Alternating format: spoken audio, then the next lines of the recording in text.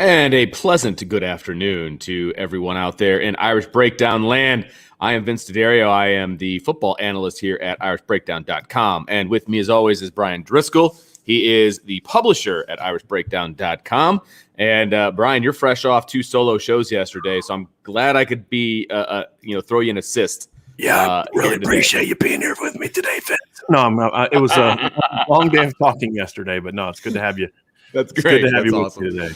That's great. But I did sneak my hat into school today, so I wanted to make sure I was on brand. Just breaking the rules for you. That's what I do. Yeah, appreciate it. But today is a Friday free-for-all mailbag, my favorite day of the week. Everybody knows it. Everybody loves it. So we're going to jump right in, Brian. And I will say right off the bat, AJ, you had a really good question here about the Cowboys and Jalen Smith, et cetera. I don't follow the Cowboys, to be perfectly honest with you. My good friend Sean Stiers does. He watches all the games, gets the ticket so he can watch all those games. I have probably watched 2 Cowboy games since Jalen Smith got drafted, so I can't realistically. You need to talk to Sean. You know, it'd be fun is to get him on a mailbag. That would be a lot of fun. That'd be a blast. I think he'd be down for it. I really do. I think he'd be down for it. He watches more NFL than Sean, Vince and I do. He really does. Like I said, diehard Cowboys fan. So he would be able to answer that question a little bit better than I could. But I think some of it is due to the injury. I mean, he was still coming back from it. That was definitely an issue. And his change of direction has never been the same. He's still pretty explosive downhill, but his change of direction. The other thing I've read is just being out of play. These are just things I've read. Sure, being out of position a lot, missing tackles. He still had a ton of tackles last year. Right, and the other issue is his middle linebacker tackles. His middle linebacker has changed so many times due to injury and things like that. It's hard to find a running mate with him, and when that's the case, it's difficult to be, explosive, etc. So we're gonna jump right in here. We have a George O'Leary question, which I thought was very. I love when those questions pop up. It's great. So, how do you feel George O'Leary would have fared at Notre Dame had he been actually the coach for longer than a week or however long it was, Brian? Does he deserve to be credited with putting UCF football on the map? What were your initial thoughts on the hire? I think George O'Leary would have been a slightly better version of Brian Kelly from his first 6 years, right? Meaning, I don't think the lows would have been like 8-5. I think it would have been more like 9-4s and some 10-3s. But I don't think his peaks were national championships. I don't think he would have put together the kind of consistency that Brian Kelly has put together the last few years at Notre Dame. And the reason I think that is I think Coach O'Leary was a pretty. I mean, look, I loved him at Georgia Tech. I mean, he coached one of my favorite quarterbacks of all time in Joe Hamilton. I loved Joe Hamilton. And, they had some pretty good offenses during that time with Ralph Friedgen as his offensive coordinator. But, I thought he did some good things. I didn't think he was a great coach. I thought he's a relatively consistent coach. I think that Notre Dame would have been a consistent program. And I think he deserves a ton of credit for UCF. I mean, look, UCF's first Fiesta Bowl victory, big bowl victory, came with George O'Leary as the coach. He in his, let's see here, he was there for 11 years. He got fired in year 11. He had a 10-4 season, and an 11-3 season, a 10-4 season, a 12-1 season, and he went 9-4 the year before he got fired. I think that he did a lot of the things that got him there, but I don't think he ever would have been a dynamic enough recruiter to take the next level. And the other thing that I say is that's just my opinion. Here's what I don't know. I don't know how he would have been without Ralph Friedgen as his offensive coordinator, because Ralph Friedgen was his was his offensive coordinator during their best years at Georgia Tech. So that would be my one caveat of, as with any coach, who would he have hired to run the offense? Right. That would have been my. We hadn't even gotten into his staff. I mean, that was he didn't even have a chance to hire. Was a he staff, like? At least like, not wasn't even a week, was it? Yeah, it was less than a week when they. Yeah. Which is now why it takes a month to get a coach in. Yeah, because they're running down the whole. Yeah. Anyway, all right. Brendan says, Coach, what was your evaluation on Cade Klubnik?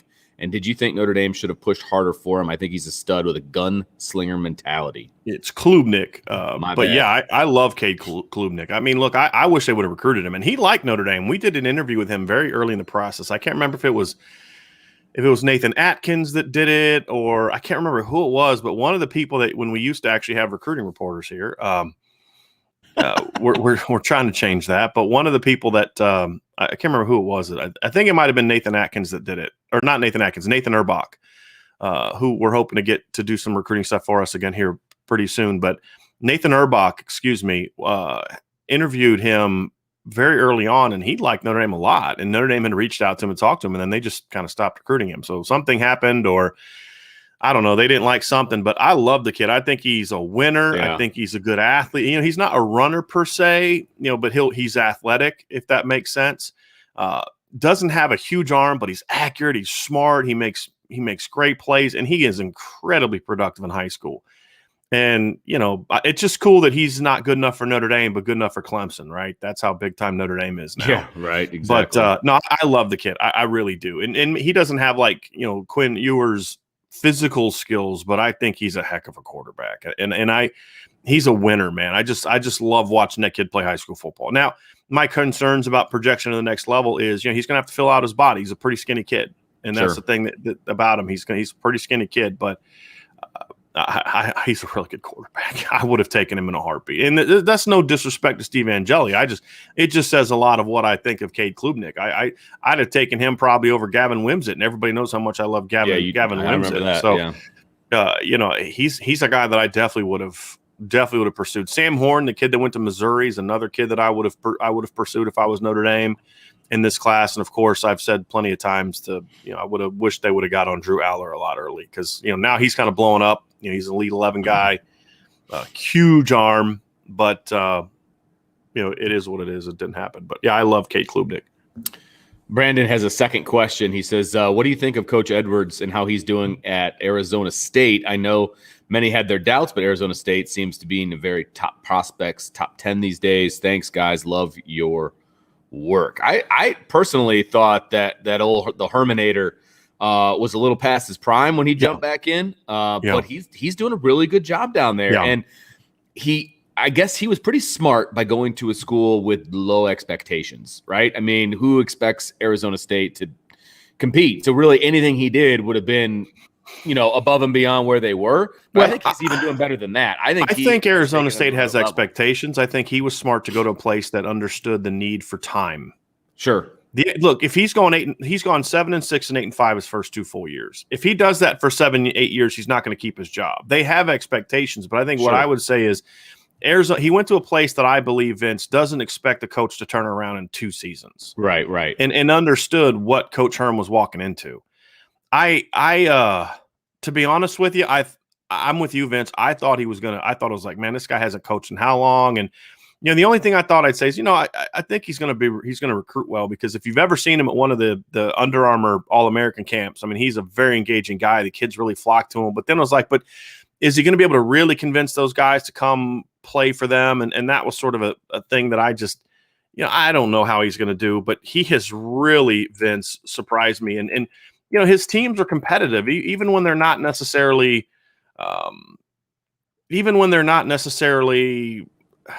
winning games, I guess is the way I'm trying to say it. They're still competitive in a lot of games. And, and the other thing too is he's had a very young quarterback his last 2 years. He had about 180-pound true freshman when they went 8-5 2 years ago in Jaden Watkins, and had 2 wins over teams that were ranked in the top 20 at the time. Yeah. So I really like what he's doing. I think they're doing a good job recruiting. They're going after top prospects, even though they're not always getting the top prospects. They're going after top kids. And look, if you don't fight those battles, you're never going to get them, right? I mean, that's at the end of the day, that's where you got to be. So I like Coach. And honestly, from very little time I've been around him, he seems like a great dude, like a really good guy. Yeah. And that, I always root for guys like that. Yeah, like he's a former NFL coach. He doesn't need to come around high school kids and all that kind of stuff, but he still does it, and he still did it, and he spent time with them, and just you could just kind of see him how he interacted with kids. He has a passion for young people. Yeah, he does. And he's doing this not for money. He's not doing it for because he was running out of NFL moolah. He didn't do it because for any of those type of things. He just enjoys coaching. And he loves developing young people. He loves making an impact in young people's lives. Because he just loved coaching. He'd go to the NFL. Yeah, sure. But and I always have respect for people like that. Absolutely. We got a super chat. Got to jump it in. Chief, thank you, sir. He says he really enjoyed all the shows this week and just want to show some support. We always appreciate the support, Chief. Really, really, really appreciate it, and love seeing you in there. All right. Let's see here. Going back to the top. All right, here we go.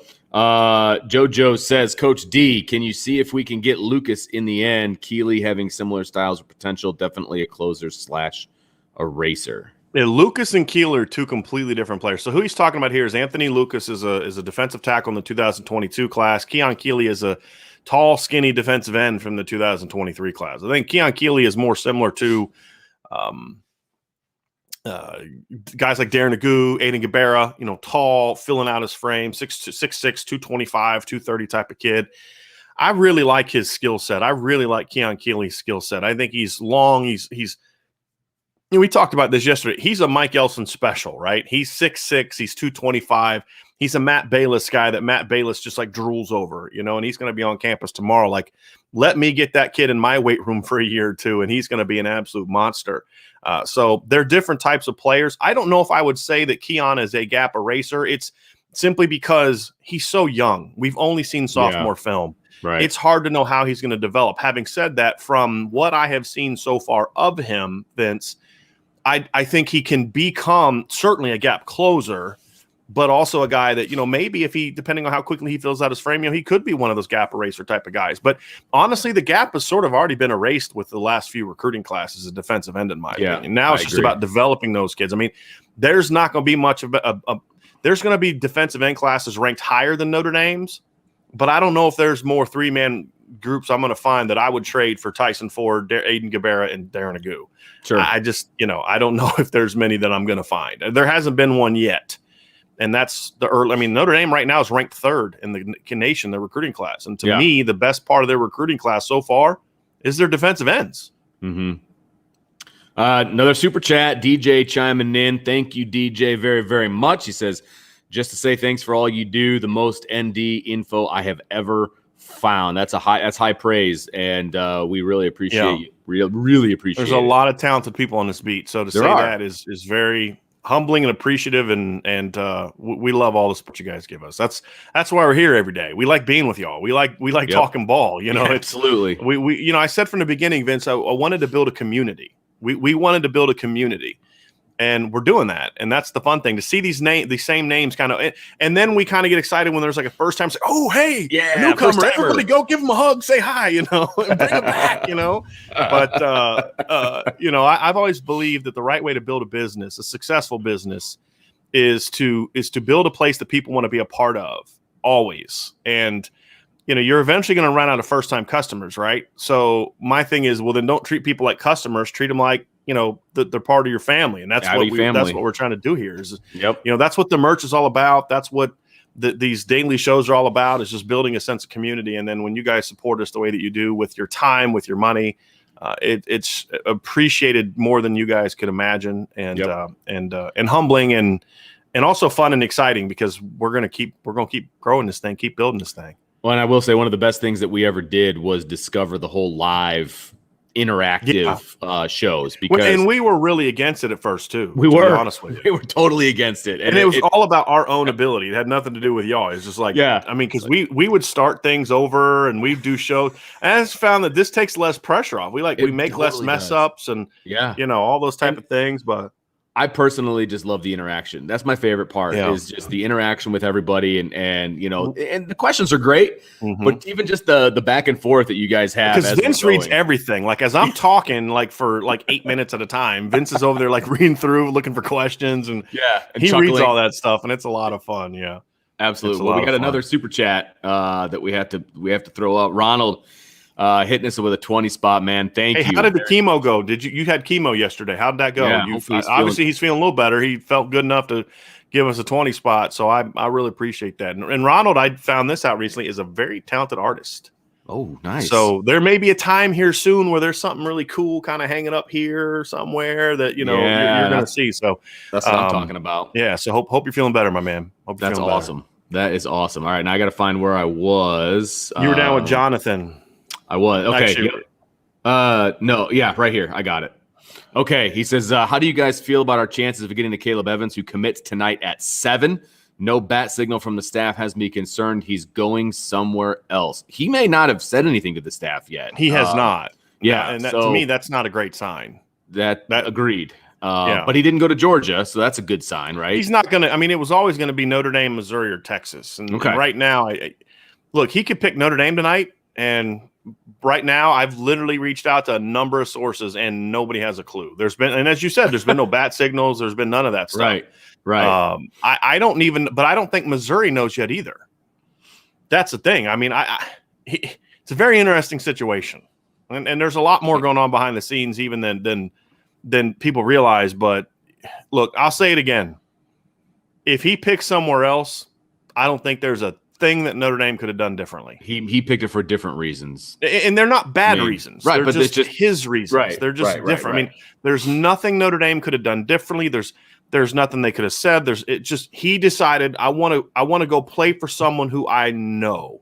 Right. And I can't fault him for that because his position coach at Tulsa is now the corners coach at Missouri. That's the connection. And look, we've always said relationships are a big part of this. Huge. And there's nothing Marcus Freeman and Mike Mickens could have done to overcome that if that's ultimately what he decides. If he decides to pick Notre Dame, that's great too. And they made it – I would say this. If he picks Missouri, I think Notre Dame's made it a whole lot harder than maybe it otherwise would have been. I mean, he's not really giving Georgia the time of day from what we've seen. Yeah, now, again, maybe there's something going on behind the scenes, but I'm not going to fault the staff if they don't win this one. Kid wanted something different. And again, that's not a shot on the Caleb. I mean, I get it. I'd have if my position coach, who I loved and respected and coached me up, left somewhere else and wanted me to come play for him, I'd have a hard time saying no to that. And you guys those who have not coached or have been coached. That relationship between your position coach can sometimes be just an unbreakable bond. I mean, it just is what it is, which is one of the many reasons that coaches get into this profession in the first place is because of those relationships. And it would not surprise. I would be more upset of him going to Texas than going to Missouri because I get it. I get the relationship aspect. So, and I'm not saying he's going to pick Missouri. I just, I would get it. I understand it. I don't have a clue where he's going right now. Yeah. And I know that there's, JoJo said there's rumors about him going to Missouri. I don't think anybody really knows right now. Yeah. He has not told any of the coaching staffs, at least that I know of. But I mean, if I were a betting man, I wouldn't be betting on this one anyway, in either direction. I just say, hey, let's see what happens. Got another super chat, Brian. They're rolling in, and we appreciate it. Patrick, he says, how do you project a high school offensive tackle to a college guard? Over the past few years, it seems like Notre Dame has recruited tackles that they projected to guards, but they still had to bring in Madden. Bad eval? No, I don't think so, because if you look at the starting lineup in 2020, the lineup that was second best offensive line in the country behind Alabama, they started 5 tackles. Jared Patterson was recruited to play left tackle. Aaron Banks was recruited to play tackle. Tommy Kramer started as a redshirt freshman at right tackle. So, that's what Harry Heastand made his living on. Sam Mustipher was a high school tackle. So if we look at the 2017 offensive line, Quentin Nelson was a tackle in high school. Mike McGlinchey obviously was. I'm trying to think. Tommy Kramer already said was. Robert Hainsey was, and Alex Bars that was Harry Heastand's thing. Right. I mean, he would go after tackles and then put the 5 best on the field. I don't think it's a bad evaluation as much as it's because then you have to say it was a bad evaluation of all of them, of Quinn Carroll, of Zeke Correll, who was not a high school tackle, of Andrew Kristofic, of Michael Carmody. I mean, of all of them. Right. And I just don't think that either. So either A, Jeff Quinn's a really bad recruiter and hasn't been able to identify players until recently, I guess, with Blake Fisher and Rocco Spindler. Although let's be honest, it doesn't take a rocket scientist to realize those 2 kids are really good. I think it's more of a development problem. And it's not just Jeff Quinn, but he deserves a lot of the blame. But the fact that Notre Dame has not had a team that just whooped people and was allowed to get their offensive linemen a lot of reps. I mean, I think that's something that's hindered them too. And I think the decision, and we talked about this, could be hurtful. The decision to move Andrew Kristofic around during the spring instead of letting him get settled in at one position is something we were concerned about at the beginning. And it my proved to be going away. problematic. So I mean, are there? Every coach has missed evals, right? Like every coach is going to miss on guys, right? So but to miss on that many, it tells me that it's again, and these guys aren't sophomores; these guys are juniors, right? John Dirkson's, I mean, all these guys are juniors and seniors. I don't think it's a bad eval as much as it's been bad development and Sure. just not getting guys ready to play. I know that's what some people don't want to hear that, but either way, it's bad, right? Either way, it's you either missed because you did multiple years of poor evaluating and recruiting, or you did multiple years of not developing players. Either way, it's a bad sign. Right. It hopefully gets corrected in 2021. All right. JoJo says, hey, Coach D, tight end, who you like best, Howard or Robinson 2023? I think they are only going to take one. My big fear, JoJo, is that they're going to take Mac Markway early, like they did with Jack Nickel. And I think Mac Markway is a much better player than Jack Nickel is, but he's not as good as Jackson Howard and Deuce Robinson. Jackson Howard is from Minnesota. He's a 2023 kid, really talented. Deuce Robinson is from the same high school as Tosh Baker. Jackson Howard's the better player today.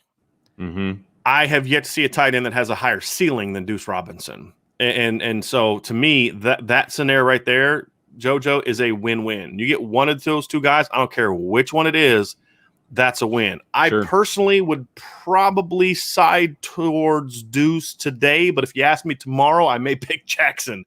It's really that close. It's about, do you want to take the guy that you think has the higher ceiling, or do you want to take the guy that has the higher floor? And to me, both of them are good answers.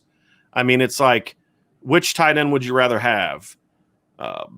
Michael Mayer or Tyler Eifert or Kyle Rudolph. Yeah. You can only pick one. Well, okay. Yeah. I mean, there's no wrong answer there, right? I mean, you take in any of them. So, they're both excellent players, but those are the two guys right now that I would look at and say, you have to, because you could literally strike out at tight end and still be okay. So you should shoot for the moon. And to me, a guy like Mac Markway is a really good football player, but Mac is more of a throwback tight end. Yeah, you said that. And I want to. He's a Brock Wright type of guy. Which again, that's not an insult. I've said a fact. Brock Wright's a good football player. Sure. There's a reason a guy that was never higher than third string on the depth chart is signed by an NFL team. It's because he can play. He just was buried behind the best tight end depth chart in college football. So that's not an insult when I say he's a Brock Wright type. It's just, I would rather have a Cole Kmet type, which is what I think Jackson Howard is. Or I'd rather, Jackson's sort of in that Michael Mayer, Cole Kmet style of play. Deuce Robinson, to me, is more in the Tyler Eifert type of play, where he's really kind of right now just a big high school receiver that is going to, can also compete and block and all that kind of stuff. He's going to end up being 250 plus when it's all said and done at 6'6". He's going to be a monster. Jackson Howard's more 6'4"-ish, 240 plus-ish, already kind of built. Has more of that Michael Mayer type of body where, Jackson Howard's probably going to be the better freshman. Deuce has a chance to be the better junior is what I look at it. But they're both great options. All right. Dylan says, so regarding the wide receiver room, do you think it's because the incoming freshmen are playing to a high level or lack of development / faith in Alexander? I'm not sure. What do you mean by the receiver room? Dylan, you mind following up just kind of what you mean? Or are you referring to like the transfers? I'm just not quite sure what you're asking there. I have no problem answering it, but I need a little bit more clarification as far as what you're talking about in regards to sort of the receiver room. He had this following. It says, with the additional transfer, how do you see that affecting the wide receiver board? That makes a lot more sense. Okay, so to me, I think it's more, look, every reason has been different. Okay, so what I'll say about Jay Brunell, and I know that this drives people nuts when you tease something, then you don't give the real reasons, but it's a family thing. It's not my business to share, but it's not about playing time. Right. It's not about Lorenzo Styles or Deion Colsey passing them up. It has nothing to do with that. Could Jordan Johnson's issue, was it about playing time? I think part of it was. I think he wanted to go to a place where he was gonna be featured, but I think there's also a lack of what I hear a lot is from a lot of different sources, and this has been true for 3-4 years now, is there's just a lot of guys that don't necessarily feel that they're believed in.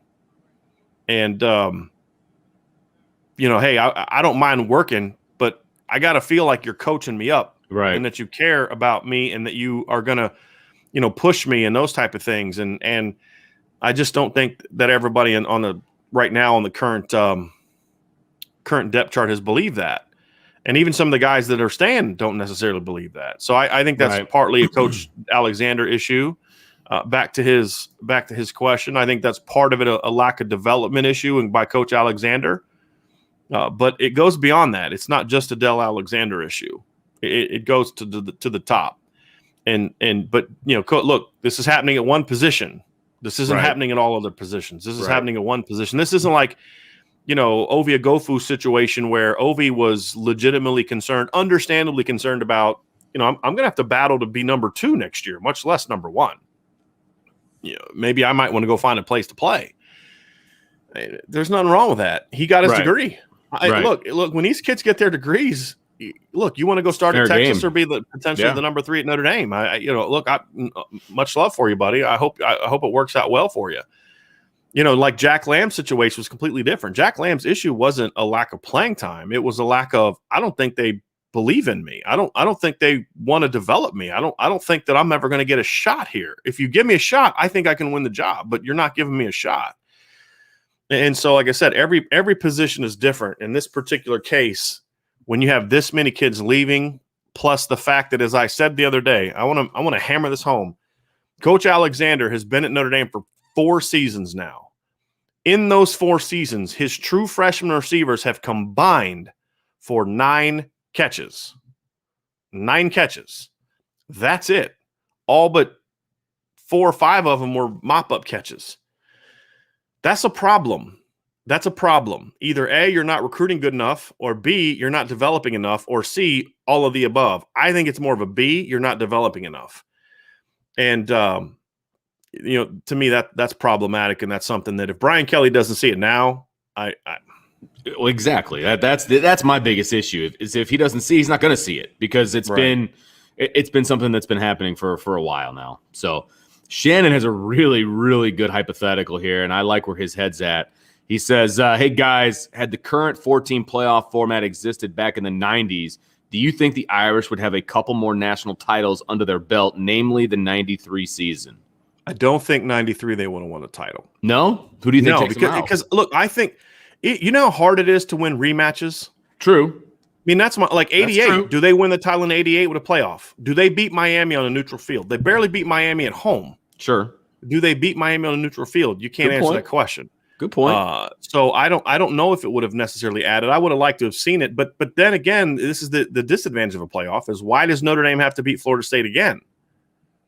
It's like LSU in 2011. LSU beats Alabama in the regular season at Alabama, wins the SEC title. Alabama doesn't even play for the SEC title, but the BCS point system lets Alabama play for the national title, and Alabama beats them in a rematch. So Alabama's the national champs. Well, it seems kind of nonsense. But the point is, it's hard to beat a team twice. Yeah. And at least that caliber team twice. So I don't know if the 93 team. However, I will say this. I would have liked to seen that 92 team in a postseason bid. I would have really liked to see that 1992 team because I really felt like by the end of that season, that Notre Dame team was playing about as well as anybody. And you had Jerome Bettis was just crushing people.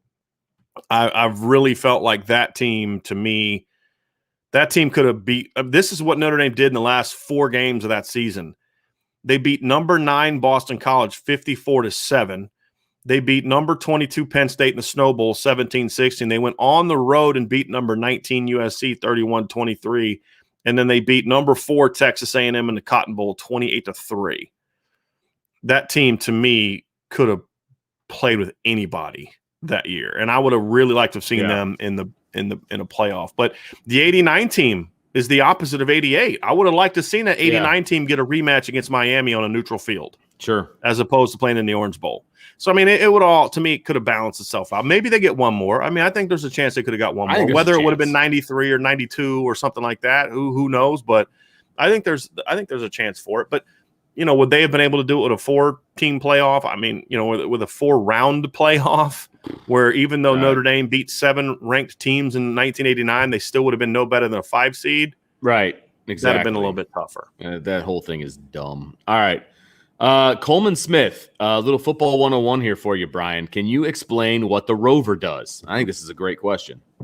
Yeah, look, the Rover has a lot of different responsibilities. Yes, and it depends on the Rover, Right. to be honest with you, too. Right. Drew Tranquil was asked to do things a lot differently than Yes. Jeremiah will. But let's talk about what they would prefer to have in a Rover. Okay. Because Tranquil playing Rover in 2017 was more about Mike Elko and Clark Lee doing a great job of getting the best 11 on the field and putting him at Rover. But so ideally, what a Rover can do is there's three aspects of it. There's the run, there's the pass, and then there's man coverage, which I kind of viewed a little differently. So as a run defender,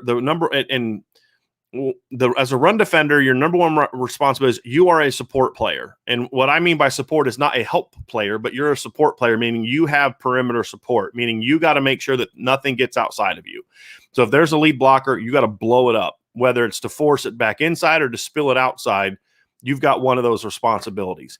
If there's a player in space, you've got to be a great tackler against the run. You have to be able to come off the edge and blow up the run. And at times the Rover will be asked to collapse inside and be sort of a help defender. So you have to have a Rover that's athletic enough that he can be outside, but then when he sees inside run, he can close down and attack. We saw Jeremiah Wusu making a lot of tackles in near the box where he wasn't lined up in the box because of that. And that's why you need that range. Against the pass, okay, so here's why I say pass and man coverage are different. Against the pass, you have really three responsibilities. Number one is you have to be a rangy, instinctive zone defender. So you've got to be able to get your depth, whether it be to jump a flat route, whether it be to be able to seek a curl. So what that means is if a guy runs a curl route, whether it's a post curl, 12 to 15 back or 12 stop, whatever the case may be, you've got to be able to hunt that and get underneath that, but still not lose the quarterback, right? That takes some instincts. You've got to be able to get your depth and be able to determine, okay, am I taking this curl route or am I jumping the flat route? You've got to be able to be effective with reroutes. Reroutes is essentially I'm in a zone, so I'm not running with this slot receiver vertically. Somebody else has him, but I'm beating him up. I got to reroute. I got to get him off course, so he doesn't have a free release. The other part of the pass game is you've got to be a great perimeter support defender against the perimeter screen game, much like you are against the run game. So you've got to be able to come up and blow up lead blockers in a perimeter screen. You've got to be able to make tackles. Hopefully you can get past the lead blocker and make the play yourself. You've got to have containment discipline, and that was an issue for Jeremiah Wusu, especially early in his career. He would go underneath the block a lot, which would allow them to get outside of him. At times he was so athletic he could blow the play up, but then there was times where they would get outside of him because he lost contained discipline. And then the best ones can be contained discipline, but then destroy the block and get off to the ball carrier for a loss. I mean, that's what the best ones do. And Jeremiah Wusu did a lot of that as well. And so that's where I say, and then of course, man coverage, that's the final piece. Now you can live with a Rover that's not good in man coverage. You can be okay there, but it limits you a little bit. Ideally, you'd like to have a Rover that can be a cover player. That's why they look for safety. Jeremiah Wusu-Kormo was a high school safety. Drew Tranquil was a high school safety. Jack Kaiser was a high school safety. These guys have the ability to run with backs. That's the first thing. You have to be able to run with running backs. You have to be able to run with tight ends. But then also, can you run with a slot receiver? One of the great things about Jeremiah Wusu is some of the plays he made last year were him running on vertical routes or wheel routes with slot receivers. And he could run with them and make plays effectively downfield. That's what truly made him an elite player. Yes, he was great against the run. Yes, he was a very good. You could not screen on him. He just was going to blow it up. But his ability to cover vertically is what separated him from a really good Rover to an elite Rover. And that's what you ultimately look for. So that's why you have a guy like Prince Colley. That's why you have guys like, Kerry G. People have mentioned as Kerry G potentially there. That's why Jack Kaiser, I think, fits that so well. Paul Moala. Those guys can cover. And that's something that's a must. And that right there is one of the big reasons why I'm not super high on Isaiah Pryor, because the run part and the pass screen part, that stuff, I think Isaiah's really good at. Right. Really good at. It's the flipping his hips and getting into zones and covering downfield. Those are the things he struggled with it at Ohio State. He struggled with it at limited time at Notre Dame. He's got to prove to be better at that if he wants to play this year. Now, if Isaiah can let's say it was a mental issue or a technical issue, right? Let's say that was the problem. And Isaiah comes out in fall camp and all of a sudden he's flipping his hips and he's getting in coverage. That'd be great for Notre Dame. Sure. Because he's a really strong, athletic player, a great worker. From everything I've heard, a great teammate. So that would be the ideal scenario, is that he kind of gets over those issues. But I I think it's more of a physical thing than it is a technical thing with Isaiah. There you go.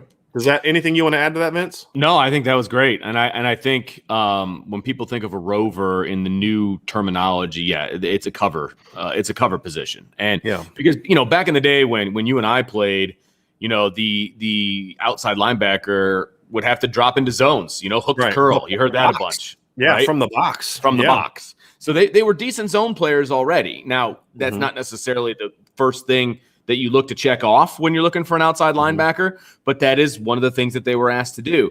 Rarely are they asked to do man-to-man unless it was maybe a tight end, like you had the number 3. You know what I mean? You'd cover. Tight ends and backs is all you a same linebacker. Because look, people weren't going three wide on one side. Rare was it there were trips and things of that nature. And if there were, when they were doing it with a tight end backside. Right, exactly. So you could bring a safety move over around. Yes, exactly. It wasn't like it is now where it was spreading the field as much. Yep, and that's what made Florida so hard to defend back in the day, because Florida was one of the first teams in the early 90s that actually would spread the field. Right. That's what made BYU so hard to defend back in the day when Ty Detman was putting up sick numbers.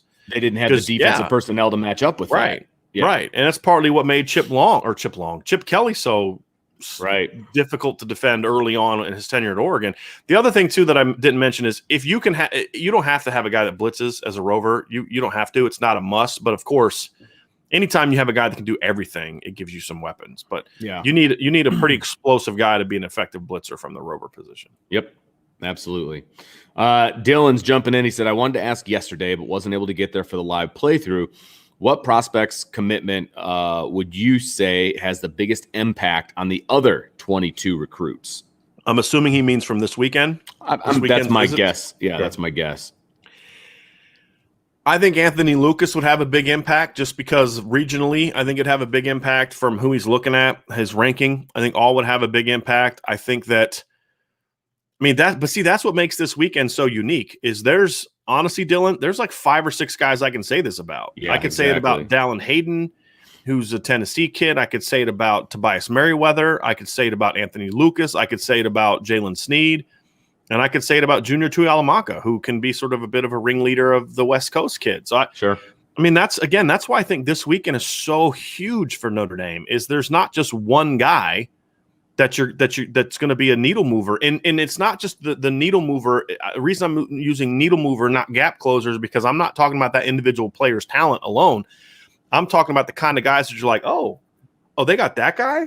Yeah. I want to go play with them. I want to play. They got Sneed. They got Sneed, Morrison, Moore, Tuihalamaka, and Anthony Lucas to go with Tyson Ford and Josh Burnham and Jaden Mickey. Like, whoa, we're doing something in South Bend. I want to be a part of that. Those are the things that you look at and say, boy, that's what I say. That's the kind of thing sometimes it can become kind of dominoes. Some kids don't necessarily want to be the first big time guy to go to a place but then all of a sudden other guys are like, that gives them like, okay, yeah, they're doing something. I'm not going to be alone. I'm not going to be like the only dude at that place. They're doing something. So that's what makes this weekend so important, Dylan, is there's several guys like that. If I had to pick just one, I think everybody knows I'm going to go with Anthony Lucas, right? Right. Right. But what makes this such a great weekend for Notre Dame is I don't think he's the only one. Sure. Let's see here. I'll let you try out that name because I'm not sure where to go with that one. I'm thinking it's just IUP Jess is what I'm kind of thinking. Okay, cool. It says, Happy Friday, Coach. Your thoughts on using the newly available scholarship on taking the five linebacker class we didn't previously have room for? Yeah, it's not. I checked on this last week. It's from what I'm told, that's not happening. Okay. And honestly, I don't think that would be smart team building. And look, I get the desire to do that because you got a chance to get 5 stud top 150 caliber linebackers. You want to get top 5 top 150 caliber linebackers. But I think that's one too many when it comes to roster building. I think you need to be mindful of, okay, if we bring in too many guys in one class, we can't use them all, number one. Number two, we increase the odds that one of them eventually leaves. And I don't think that's necessarily where you want to be as a staff. I think that plus the other part of it is, as much as I love those linebackers, you guys got to see some of the 2023 linebackers that Notre Dame is in on. Yeah. I mean, the 2023 linebacker class is also loaded. Well, you don't want to put all your eggs in one class because, that could lead to usually I'm not. Usually I'm against that. There are exceptions. Sure. But the other part of that 5-man class is I don't think the guys that I would make as exceptions are going to be the 5th guy. I think they'll already be in the class. I mean, like, look, if Notre Dame, had said, hey, we're only going to take 4 offensive linemen, and they had commitments from Billy Strouth and let's say Carson Hinsman, for example, and Jake Taylor wanted to come, yeah, I'd make an exception for him. If they're only going to take 3 receivers and they've got commitments from Nicholas Anderson and CJ Williams and Tobias Merriweather wants to come, am I stretching that number to 4? Yeah. Sure. Would I stretch that number to 5? I don't think so. Because then you're going to guarantee that you're going to lose somebody. Right. And the only way that I would ever do that is if I were to say, hey, kind of like what we saw at tight end. They wanted 2 tight ends, but they wanted 2 different tight ends than the one they already had. So they told him, hey, look, we'll take you, but we're going to keep recruiting other players to the position, which then ultimately led to Jack Nickel making the decision to leave the class. They may do something like that in hopes that a kid ends up not coming. But, yeah, I don't see that. I don't see that being the case. Okay. All right. Coleman wants to know, do you think Hinsman and Strouth end up at Notre Dame? I feel good about Strouth. Hinsman I thought you felt good about the second one. Hinsman, I think Notre Dame's in a really good place with Carson Hinsman. I've had a chance to get to know that family a little bit, and really good family. I think there's a lot of about what Notre Dame has to offer. He's got a great relationship with Jeff Quinn. He's been talking to Jeff Quinn since his freshman year of high school, which is really important.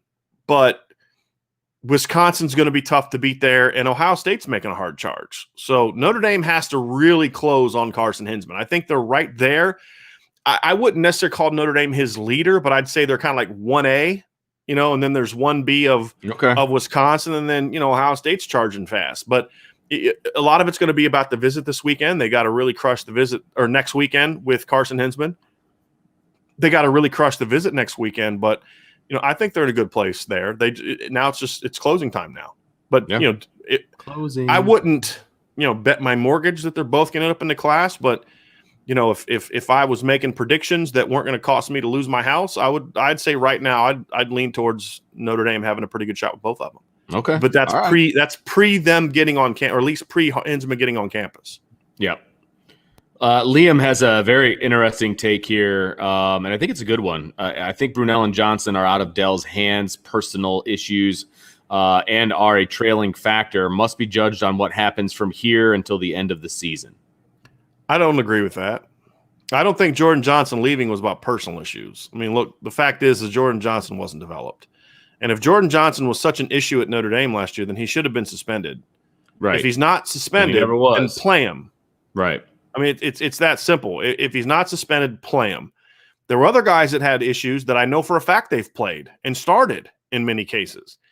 So I don't buy that, just like I didn't buy when they tried to sabotage Phil Jurkovic's character when he wasn't playing, and they leaked things to different media people about his work ethic. And amazing how that's not an issue at Boston College, right? Yeah, right. So that's one of my big frustrations with Brian Kelly is he's so unwilling in his sort of his I'm trying to say this disrespectfully, so I really don't know of a word, but the people in the football office kind of do his bidding. I'm not talking about coaches that do his bidding. They're just so afraid to kind of ever have him admit that, hey, you know what? I didn't do a good job there. Yeah, they are bad. They'll just sabotage, whether it's Phil Jurkovic, whether it's, remember when Sam Mustipher and the NC State thing, and, it's in the Stanford game, and it's just like he's done this for years. This isn't a new thing. What he did to Phil Jurkovic wasn't a new thing. What he did to Chip Long wasn't a new thing. What he did to Jordan Johnson wasn't a new thing. We've seen this, right? But at the same time, look, this isn't like Dell Alexander's in his first year. This has been an issue for a few years now. This has been an issue for 4 years. Why did it take Chase Claypool till the end of his third year of college to finally do something? And let's be honest, too. The only reason Miles Boykin played against LSU was because Chase Claypool had surgery, got hurt, and didn't play. Right. And then Equanimous St. Brown got knocked out early in the game. They can't remember who it was, but there was one other receiver that played, which is the only reason Michael Young played in that game and caught a 2-point conversion. Or was it a touchdown? I can't remember, against LSU. And then the only reason Miles Boykin played is because guys were injured. It wasn't Cameron Smith was out by that point in time. Freddie Canteen was out.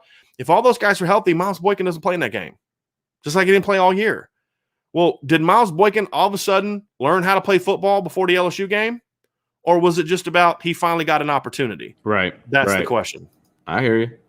Coleman Smith wants to know, is ND still recruiting Jaden Mangum? Don't believe so, no. Okay. All right. Let's see here. Old Grim, of the new players coming to school this week, who do you think to make an impact? You kind of answered that one already. Well, who's going to make an impact? Well, we did a show on this a couple weeks ago, Old Grim. I think this might have been right before you started watching our show, or at least started commenting on our shows. We did a show, Vince. I may try to find that, or maybe have you find that during one of my rants. Remember that podcast we did where we kind of broke down the incoming freshmen that haven't been on campus yet that are showing up this week? Oh, gosh. If you could find that and maybe put it in the chat for Old Grim to watch. But look, I think Deion Colsey's in that conversation. I think that Prince Colley's going to have an opportunity to be that kind of guy. I think one of the two new DBs or new corners might have a shot. JoJo Johnson, Chance Tucker. I could see Kerry G with a really good offseason and a good fall camp, maybe cracking the lineup. There's some guys that are coming that I think can help. And then, of course, both of the freshman running backs. I think one of them will definitely play. So, look, Grim, I think this class is going to have a bigger impact maybe than some of us think because it's such a good class. There's really not a lot of positions where I'm like, boy, they need a freshman there and they need a freshman there and they need a freshman there. It's just some of these guys are just too good not to play. Notre Dame doesn't need Deion Colsey to play. They need to play Deion Colsey because he's too talented not to play. There's a difference, right? Like needing to play guys like you needed to play Daniel Smith in 2012 because you didn't have any receivers beyond your starters. You needed somebody to take some reps. You need to play Deion Colsey not because you have a need in your depth chart, but you need to play him because his talent level is such that you have to find a way to get him 5 to 10 snaps a game and start that development process. Yeah. There's a lot of freshmen like that, right? Like to me, you have to find 5-10 snaps a game to get Gabriel Rubio on the field.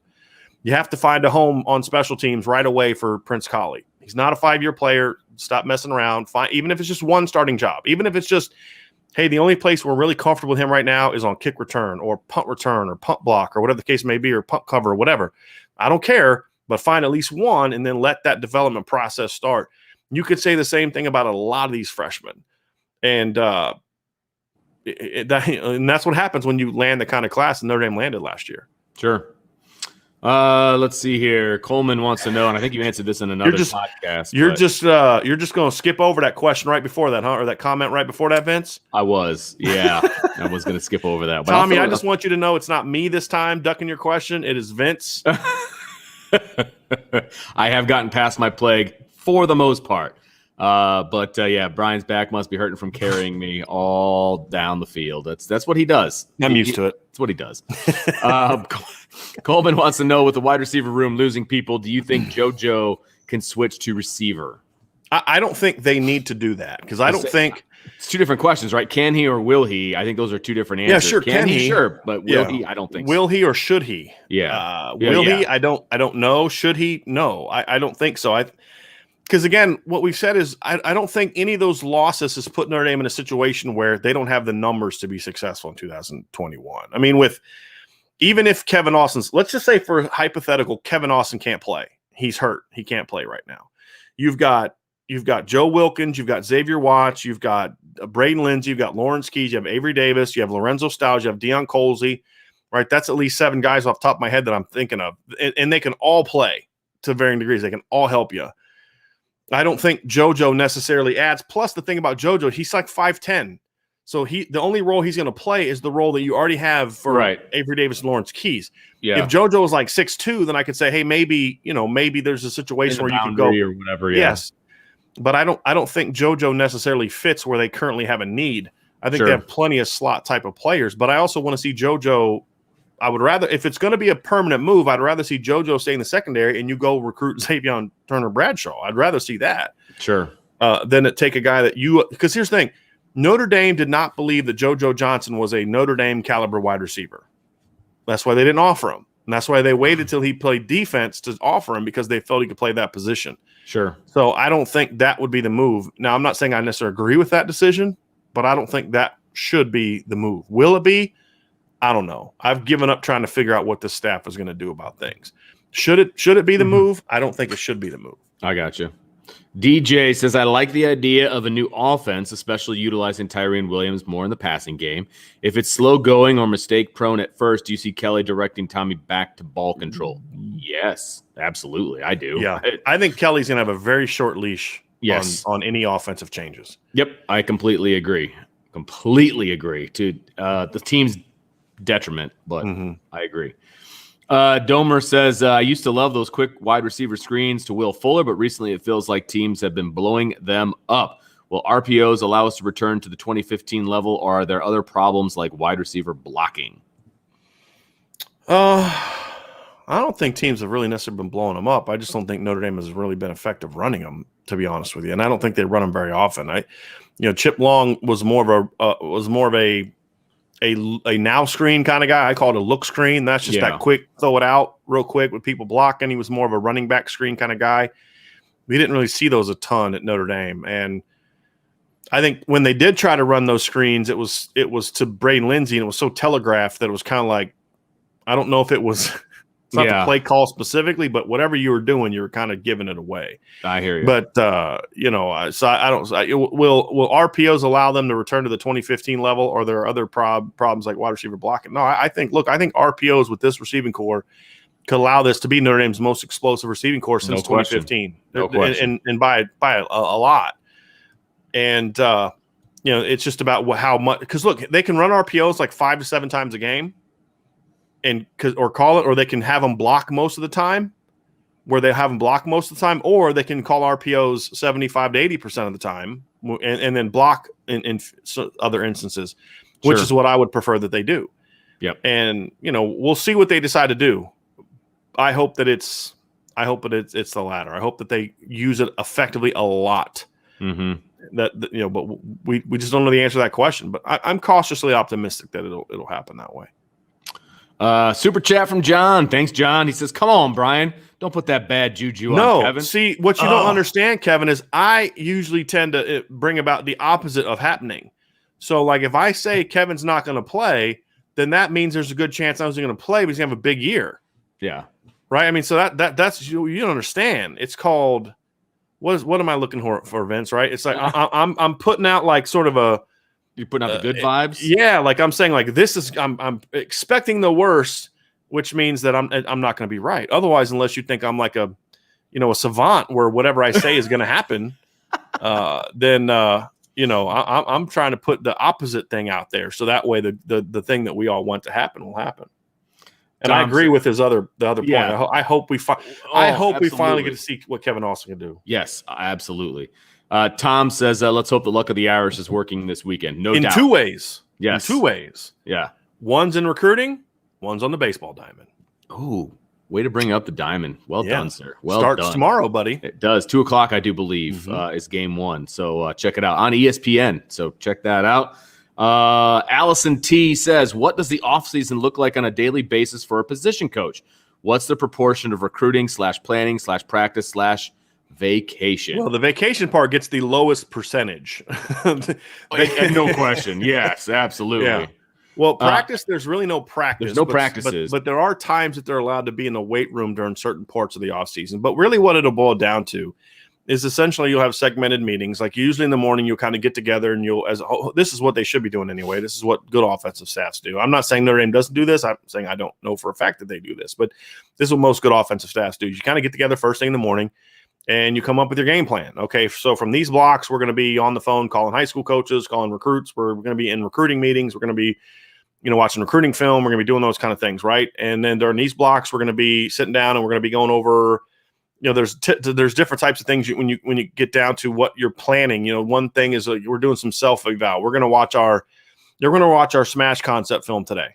And we're gonna look at the numbers and where were we successful, where were we unsuccessful, what are the areas that we need to improve. Hey, when we ran this concept out of 3x1, we were really good with it. Right. But when we ran it out of 2x1 in a condensed formation, we weren't as effective. I'm not saying that was happening. I'm just saying like that's an example where you look at it and say self-scouting. Say, okay, so why were we unsuccessful with it out of 2x1? Okay, well we ran it with with the tight end over, and that put over a safety, and they just had more defenders than we had to happen. So how could we make it more effective or something like that? Well, what if we motion to it?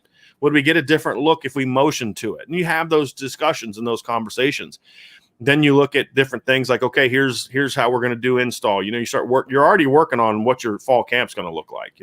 How are we going to install? What are our priorities for week 1 install? Okay, what's the foundation of our 2021 offense going to look like? It's not just repeating what we did last year. Well, hey, this year, I don't know if we have the offensive lineman to run outside zone as much, so we need to be more of a counter team, and we need to get some of our power runs going more. Well, how do we do that? And you start having those conversations, and then you look at those runs from last year and say, well, why weren't we as effective with these last year? Or, hey, you may be like, looking at the numbers, like, man, we were at 6.3 yards per carry with this one concept, but we only called it 15 times. Well, let's look at the numbers. Okay, well, we had a 47-yard run there, and we only ran it 15 times, so it skewed the numbers. We were only efficient on 35% of those snaps. Or you may say, hey, we averaged 6.3 yards on this run. We only caught it 15 times.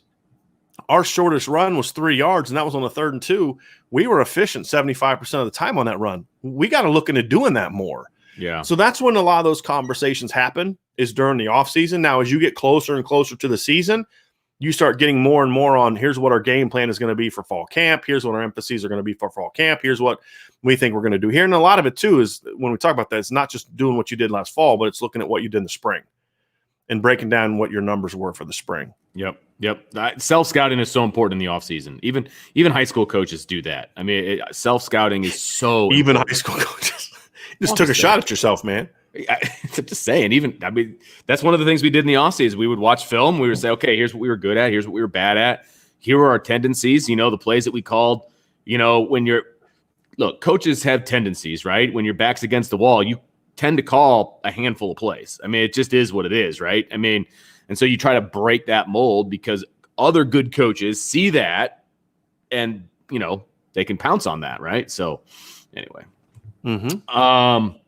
Let's see here. Domer Grizz says, now that Wu is gone, does ND have the personnel and or scheme to prevent teams from avoiding Kyle Hamilton? I really enjoyed teams having to pick their poison last year. You want to take that first shot at that, Vince? Well, I'll tell you what. If Houston Griffith does what we think he can do, then yes, they do have the personnel. Also, I think Jack Kaiser is going to be better than people give him credit for right now. Is Jack Kaiser Jeremiah Owusu-Koramoah? No, but I don't think they're going to ask him to be that, right? I think he's going to be assignment sound. I think he is going to be in the right place at the right time, and I think he's going to make some plays, okay? And I think he's more – and you and I both think he's a lot more athletic than a lot of people realize. Oh, absolutely. But Jeremiah Owusu-Koramoah is a freak athlete. He's a freak, and he was able to make plays when he was in the wrong position, right? And I don't think Jack can do that. And I don't think people realize how often that happened with Jeremiah. Right, exactly. That happened a lot. Yes. There were times we'd be in the press box like, oh, what is he thinking? Oh, wow, he made the tackle for loss. Right, but you're like, any other player tries to do that, it's a 15, it's 20 not going to happen. But I think Jack Kaiser will be in the right spot more often. And so do I think people are going to have to pick their poison? Yeah, I do. But I also think that those other guys are going to be tested a lot early. And we talked about that in our safety podcast, that Houston's going to get tested a lot early. I think Jack Kaiser is going to get tested a lot early. I think whatever corner is on the opposite side of him, so probably the boundary corner, is going to get tested a lot early. No question. But I think those guys are going to step it up. So going back to the question itself, I think they do have the personnel to allow Kyle Hamilton to be who he is if these guys step up the way we think that they can. If they don't, then it's going to be easy to go away from Hamilton. I think there's two other aspects to factor into that. And I think everything you said, Vince, was spot on. I'm just going to add to what Vince has said. I think there's two other things. Number one is the better the defensive line is, the harder it's going to be for teams to have the time to look to avoid Kyle Hamilton. You're just going to have to get rid of the ball. The other part of it is I think that's where Marcus Freeman comes into play. If you're just going to put him as the field safety and say, okay, this is where you're going to line up every play, then teams are going to be able to easily avoid him. That makes it too easy. I don't think Marcus Freeman is going to do that unless he's trying to bait you. Like, hey, I want you to go away from Kyle Hamilton because we have something coming up. So that's the other thing, too, is there's going to be times where Marcus Freeman's going to say, this team is going to try to do everything possible. Or maybe it's a halftime adjustment or it's a first quarter adjustment where you're like, hey, the first 8 plays, and this is something your Chris O'Leary is going to be paying attention to during the games. Hey, coach, just so you know, on the first 15 plays, I'm charting it here, we've had Kyle on this side of the field or here, and every single time they've either run or thrown the ball opposite him. Yep. So Marcus, okay, well, let's dial up a little something here for that. Exactly. We're going to show Kyle Hamilton here, and then we're going to zone blitz away from it and try to get your quarterback to bang a slant route right into the waiting arms of Isaiah Foskey or something like that.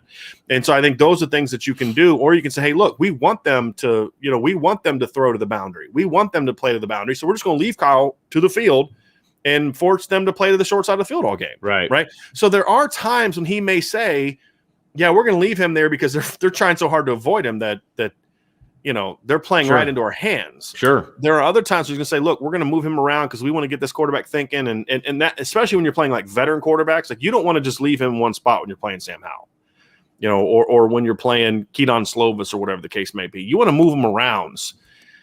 And so I think it's just going to change week to week. But I think Marcus Freeman and how he uses Kyle is also another way that's going to make it harder for teams to avoid him. But at the end of the day, I think Vince's point about other guys are going to have to step up is really the ultimate thing of just because even then teams are going to – it's like, okay, yeah, Houston's going to make a play here. So may Jack Kaiser, but, Kyle Hamilton may make a game-changing play here. Right. And, but he's if the rest of the defense is good enough, it's almost impossible to avoid Kyle Hamilton. Yep. Completely agree. D-Rock Ira says, good afternoon, everyone. Hope to see the ND bat signal out there tonight. I think we all do. 7 o'clock. Circle the calendars. Mm-hmm. All right. Coleman says, do y'all think the 2012 team was overrated? Because I'm not going to lie, we could have easily gone 8-4. I don't think it was overrated. No. I mean, I think that was a very, very good football team that beat teams. I mean, you look at that 2012 team. I mean, if anything, I think some of those close games were games where Notre Dame let those teams hang around more than it was Notre Dame pulling out a win at the end. I also think that, I don't think that team was overrated. And here's the other thing is I think the only reason we're asking that question is because of what happened against Alabama. And sure. I'm trying to – I've been saying for years, and it's never going to – But look, there was so much going on that people don't realize. Kelly had done an interview, right? I believe. Didn't he interview with the Eagles before the game? It was, yeah. The players are starting to get word of the whole Manti fake girlfriend situation. That broke in the locker room. This is what because I wasn't covering the team that year. This is what talking to my friends in the beat that did cover it. We've had some conversations about this. We get real bored sometimes before games. And and it's like three hours before a game, and we're sitting there in Georgia Tech's press box, like, well, we're going to talk about, hey, did you ever hear about the one thing? Yeah, right. Oh, yeah, sure. That was something that had already kind of leaked out through the locker room before the game. There was just so many different things that kind of worked against them. It was the perfect storm for Notre Dame, really. And then you had some bad calls. You had Tyler Eifert being called out of bounds on that one sideline route where I still say he was in bounds. You had the muff fumble, the Matthias Farley recovered. It was only like 14-0, I think, at the time. You recovered that fumble, and all of a sudden Notre Dame's within striking distance. I just think it was the perfect storm. I think that team was a lot better than maybe people think because of how that game went. But I think that was an outstanding football team. It was and that was one of those years where Kelly played to his strengths. Look, we're going to run the ball and we're going to play great defense. And so we're not going to take a chance against Michigan of turning the ball over and giving Michigan a chance to go win the game. So that's kind of what I think. Fair enough. All right. This is a good one. Allison said, what's BK's biggest strength as a coach? In-game adjustments, long-term planning, recruiting, or something else? We kind of got asked this question a couple weeks ago or a week or so ago. I think his biggest thing is I think that one thing Brian Kelly is good at is sort of seeing the bigger picture in a lot of areas. There's some areas where I don't think he necessarily sees it as far as like future development, but as far as looking at a team and saying, this is the kind of team we're going to have. And whether we agree or disagree with him determining that's the kind of team they need to have, and then saying, here's how we need to build that team from January 5th or whatever until the beginning of the season. And I think that's an area where he's been really good. I think that's a part of it. As far as I think he's a pretty decent in-game coach. I think he's made some play calls at times that you say, okay, like, what was it the against Northwestern? Remember in 2014 when they ran a jet sweep to Chris Brown, who had never carried the football before, and he fumbles it? And you're like, well, what the heck were you giving a guy? Why are you wait till inside the 5-yard line to give a guy the ball on a jet sweep the first time? That was a bad play call. Going for 2 against Northwestern was one where, remember that, Vince, where they were up 11 and everything in the world should tell you kick the extra point there because you go up 12 to make it either a 2 touchdown or a 3-score game. Right. Whereas if you go for 2 and you miss it, like 12 and 13, there's no difference. Like there's really no difference. And he went for 2, and so Northwest was able to get a field goal and then a touchdown and a 2-point conversion to tie it, and ultimately won the game. But those are a few examples of a coach making a mistake that I think happens to a lot of coaches. I think Nick Saban's fake field goal where he had the kicker lead blocking on Christian Wilkins in the national championship game in 2018 was a pretty horrible call. Yeah. Every coach makes those, but I think overall Brian Kelly has been a good in-game, I think he's been a pretty good in-game coach for the most part. I think the problems that they've had in some of these games has not been the in-game part. It's been that they didn't do a good enough job. The preparation part. Yeah. Because it's clear what the preparation is just based on what they're doing. Not just an individual play call, like a situational thing, but like you can tell what the scheme is and what they're trying to accomplish. And I've had more issues with that than anything else. But I would say, I would agree with you. Like the long-term strength is a good thing with him, even if, he did create after 2012. He did remake the team the way he wanted it to be. Now, is that the direction he should have gone? Maybe not. That's debatable. But he did exactly what he set out to do. He wanted to recreate what Alabama was doing, but then he got left behind because Alabama changed what they were doing. I think once he puts a plan in motion, I think he does a good job of fulfilling that plan. But I just don't always think the plan is necessarily the right plan. And I think for the most part, yeah, it does. It makes total sense. I think for the most part too, and he did the same thing after 2016 too, Vince. Where it said, okay, this isn't working. We're going to have to do something different. And they carried out a strategy. I think the other thing that I would give Coach Kelly a lot of credit for is I think for the most part, he's put together good coaching staffs. He's always had, the issue is the rub to that is there's always been 1 or 2 hires where you're like, he stubbornly won't get rid of. Right. It was Brian Van Gorder. We know what the current one is. Autry Denson was another one. But for the most part, I think he's put together good stats. I mean, you look at some of the coaches that have coached for Brian Kelly over the years at Notre Dame. I mean, Tony Alford, Mike Denbrock, Harry Heastand, Ed Warner, Chuck Martin, Coach, what's the guy's name? Coach Elliott, the coach of safeties early on, who passed away recently. Heck of a football coach. He was a great man too. Excellent dude. Bob Diaco was a heck of a football coach. I think that Mike Mickens was a great. Yeah, no, not at all. But Mike Mickens was a great hire. Marcus Freeman was a great hire. Mike Elko was a great hire. I think Chip Long was a very good hire. I think Clark Lee was a very good hire as a linebackers coach and then as the D coordinator. So, I mean, for the most part, he's made some really good hires. It's just always that 1 or 2 that he so stubbornly won't fix. Like if he would have hired like a Mike Elko type for the 2015 season, I think we'd be looking at Brian Kelly's tenure completely different. And we'd be like, hey, man, did you see that statue of Kelly that they have outside a gate, whatever? That's what we'd be talking about. Because I still feel like that 2015 team could have competed for and won a title because they almost beat Clemson and almost beat Stanford and hung with Ohio State for the most part with Brian Van Gorder as his defensive coordinator. Imagine what they would have done if they had a real defensive coordinator. Yeah, right. Scary. Let's see. Domer Grizz says, I feel like Madden is in for a rude awakening, or a rude wake-up call against our D-line in August. I suppose if he holds his own, then we can be excited for the season, but if he doesn't, then he won't start. Accurate? I think that's accurate. I hope it is. Do you, Vince? I hope it is. I think they're going to give him every benefit of the doubt to start, and he will be in with the number 1 line come August, whatever, when they start. But if he's routinely getting his butt whooped, if Jason Adamiola and Riley Mills are just killing him, they're not going to start him. I can't see them unless everyone's getting killed by them. That's the other thing. That's fair. And he will then possible. Which as good as I think Jason Adamiola could be this year, it could be possible that we don't know how good we are at guard. Why? Because we can't block our D tackles.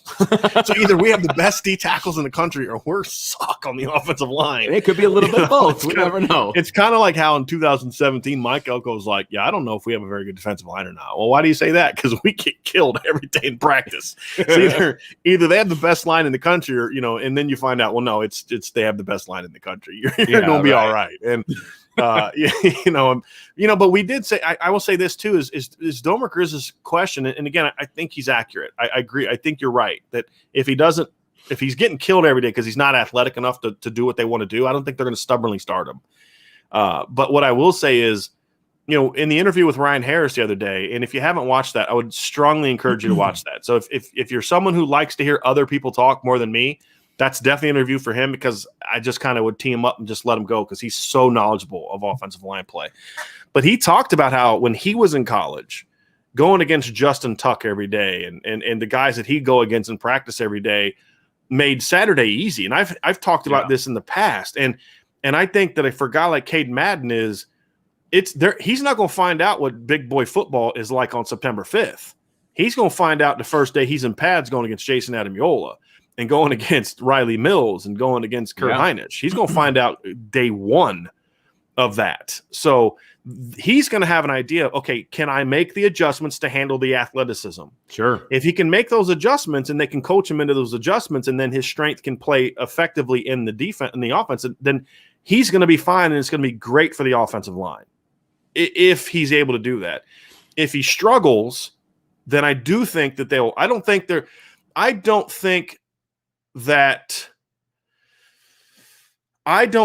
that you can. I'm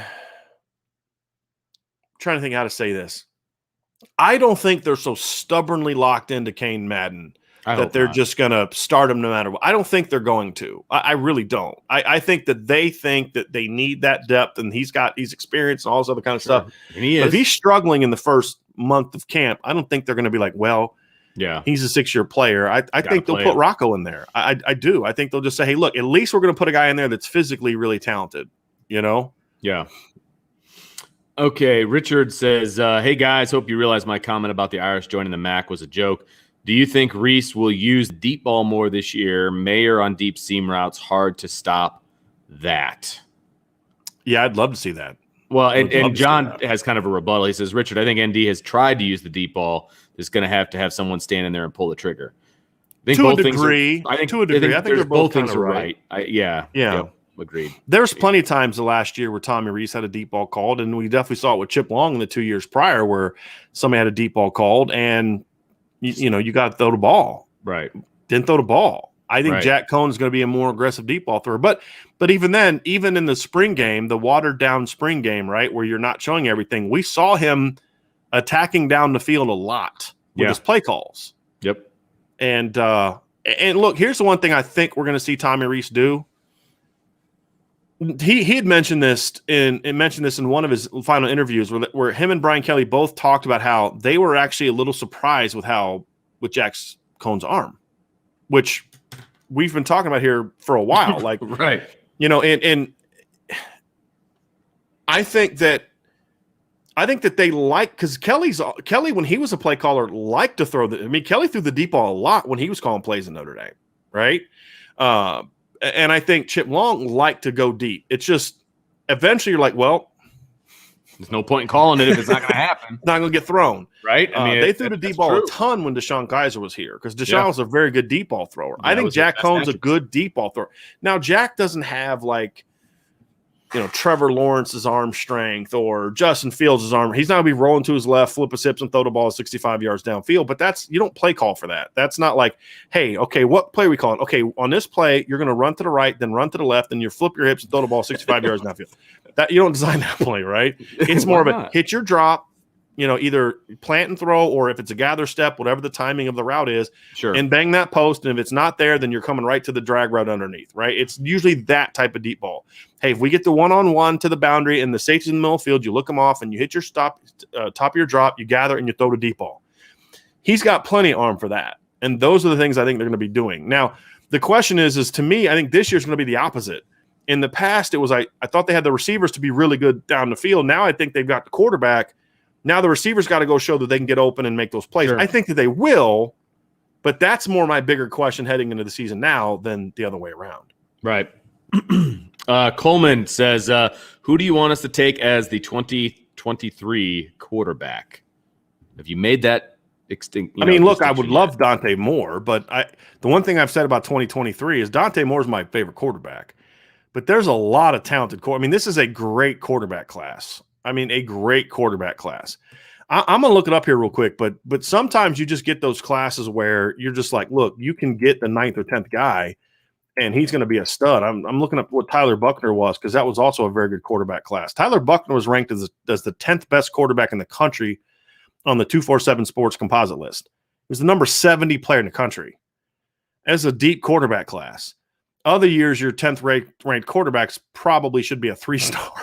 It depends on the class. 2023 is a loaded quarterback class so far. So there's going to be players emerge that right now maybe we don't know a lot about. They're going to end up being big-time players. Because remember, there's some kids who didn't get to play in 2020. So we haven't seen them since they were freshmen. So there's going to be even more players emerge. But, I love Ricky Collins' raw ability. I think Braden Dorman brings some skills to the table. We've talked about Dante Moore. We've talked about Jay Vance. I'm trying to remember his name. The kid from California, from Notre Dame. I think it's Jay Vance, Tuiapo. I can't remember his name. And there's another kid that, I really like. We broke down like 12 quarterbacks. There's some really good quarterbacks in this class. And Notre Dame just needs to get a guy that can move the needle. He doesn't need to be the number 1 or number 2 guy. If you can get that guy, great. His name's Dante Moore. But honestly, I'm not in a situation where you've got to take that guy. The reason I was like that with Drew Aller in the 2022 class is because, number 1, it's not nearly as deep of a quarterback class. Right. Number 2, some of the guys that could have been better were already somewhere else, or you weren't on them.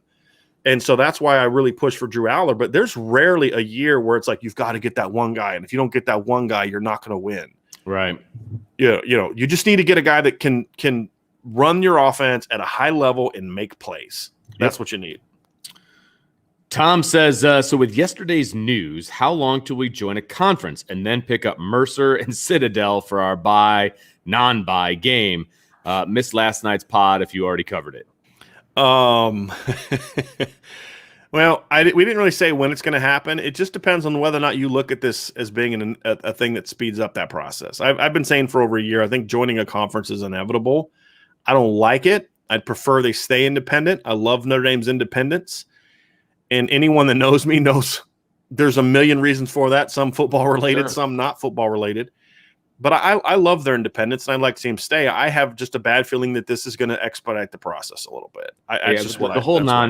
The whole no access to the bye, I don't like. Obviously, with this new proposal, not saying that that's what's going to go through, and that could expedite it. But the way that Jack Swarbrick was talking, that's not going to expedite it, because he's saying, look, that just gives us our 13th data point, and nobody else can talk to me about it. Blah blah blah.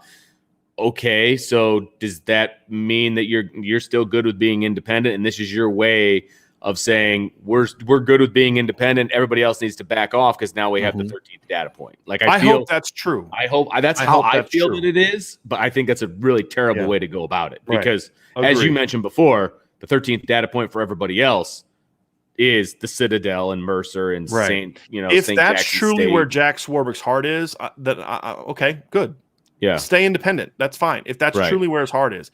If his heart is like sort of this is a backhanded way, which is my fear. And it's also, when it comes to these kind of things, I've kind of become over the last 4 or 5 years a bit of a pessimist. Like I immediately look for the negative in it because I've seen enough. Yeah. And so I hope you're right. I hope that it is a situation where it's like, look, okay, now you can shut up about that data point.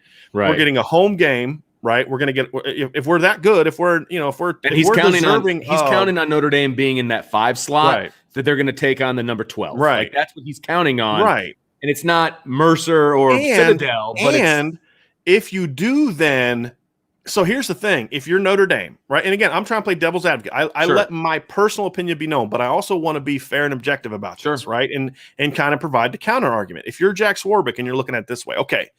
If we're 12-0 or 11-1 and we're one of the 4 best teams in the country and we're dropped down to the 5 seed, here's the benefits of it, okay? The negatives are what I talked about last night. You have to play more games. So here's the benefits of it. Number 1, we get a home game in December, right? So if it's an SEC school, they can't duck us in mid-November. Right. Florida can't say we're not going above the Mason-Dixon line ever. If they want to, they can forfeit if they want, but that's up to them. And if you are the 5 seed, and you win that game, you're not playing Bama. I mean, if an elite Bama, you're playing the 4 seed. That's true. Right? Isn't that correct? So the 1 would play the winner of the 8-9. Right. 2 would play the winner of 7-10. 3 would play the winner of 6 or 7 and 6-11. And then the 4 seed would play the winner of 5-12. Correct? Right. Yeah, Am I right on that? Yeah, I believe so. And so then your first 2 games, you're not playing a vintage Clemson team or a vintage whoever team. And if Notre Dame is truly a top 4 team, then they're actually getting the number 5 team, right, in the quarterfinals, right. So I mean, in that regards, and now you're back to the best 4 anyway. But now here's the point, though. Now Notre Dame's had to play 2 games to get to the semifinals, and then they play, Clemson or Ohio State or whoever else in the semifinals, and they're now 2 games in, and those teams are only 1 game in. And so that's the counter to that. But look, if that's how Jack Swarbrick sees it, how I just laid it out. We can agree to disagree, but that I can accept. I can accept that. I mean, if 12 is inevitable and that's how you view it, okay, fine. As long as it's not like this is a precursor to joining a conference. I hope that I am dead wrong about how this is going to lead to them speeding up the conference process. I hope I'm dead wrong about that. And my deep down, like, okay, maybe I'm being too hard on him, is the fact that he has pushed back so hard over the years on joining a conference. I mean, Jack Swarbrick was the primary driver between there not being super conferences. Yeah. And people forget that. So I think that's why I'm thinking, as I've had a day to think about it, like maybe I was being a little too pessimistic about his motivations last night in the league, and that maybe this is actually his genius of, no, what you're missing, Driscoll, is that this isn't going to expedite that process. What this is going to do is this is going to get us a home game, and it cements against the process of being an independent. Florida State or Florida or some other Southern school, right? Or Texas, some other school that doesn't want to play below 50, much less in the snow, right? This is going to get us a game and, gets us the 4 seed. I mean, so, okay, cool. All right. I get it. I'm willing to let it play out, but if that is his motivation, and in fact you are correct, Vince, then I can listen to that. I can dig that. If there was no way for him to prevent 12, and that's how he viewed the best way to keep Notre Dame out of a conference, okay, I don't like it, but I can accept that. I can live with that. Domer Grizz has a really interesting one about the facilities at Notre Dame. It says, with the building investments over the last 10 years, how do Notre Dame's facilities stack up with other top programs? Are recruits likely to be blown away, satisfied, or underwhelmed by our facilities? I think Vince, it's closer to the middle of the first 2 with leaning towards the blown away part. Because Notre Dame, look, the recruiting area in the stadium is amazing. Mm-hmm. The things that they've added to the Goog in recent years are really good upgrades. And they're supposed to completely renovate the Goog here very, very soon. I think COVID kind of stopped that process for a little bit, but they're supposed to completely Unless I'm so glad they got the indoor facility done before COVID hit. Oh, me too. But that's another thing that is really facility. helped, because Notre Dame's always blown kids away with the campus. It was just the football facilities that were lacking. Right. And if you're a traditionalist, you're gonna walk up to Notre Dame Stadium and be like, that's not the stadium I grew up watching. And you may not like it as much. But if you're a kid who's never been on campus before, you're gonna be like, this stadium is huge. Yeah. This thing is There's amazing. Literally 3 buildings attached to it. I mean, you're gonna think it's the cool. I mean, you're gonna think this is all, and then you get to see some of the new locker room is amazing. The new locker room is unbelievable. Amazing. And they kept the tradition in there too. The steps are the same. Yeah, they just, everything else is and those are the things I'm okay with that changing. Just keep the walkway the same, right? Sure.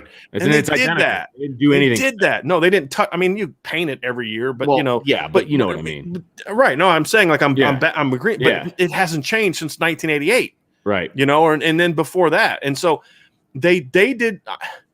I was so worried when the renovations were announced. I'm like, oh man, is it going to lose its traditional feel?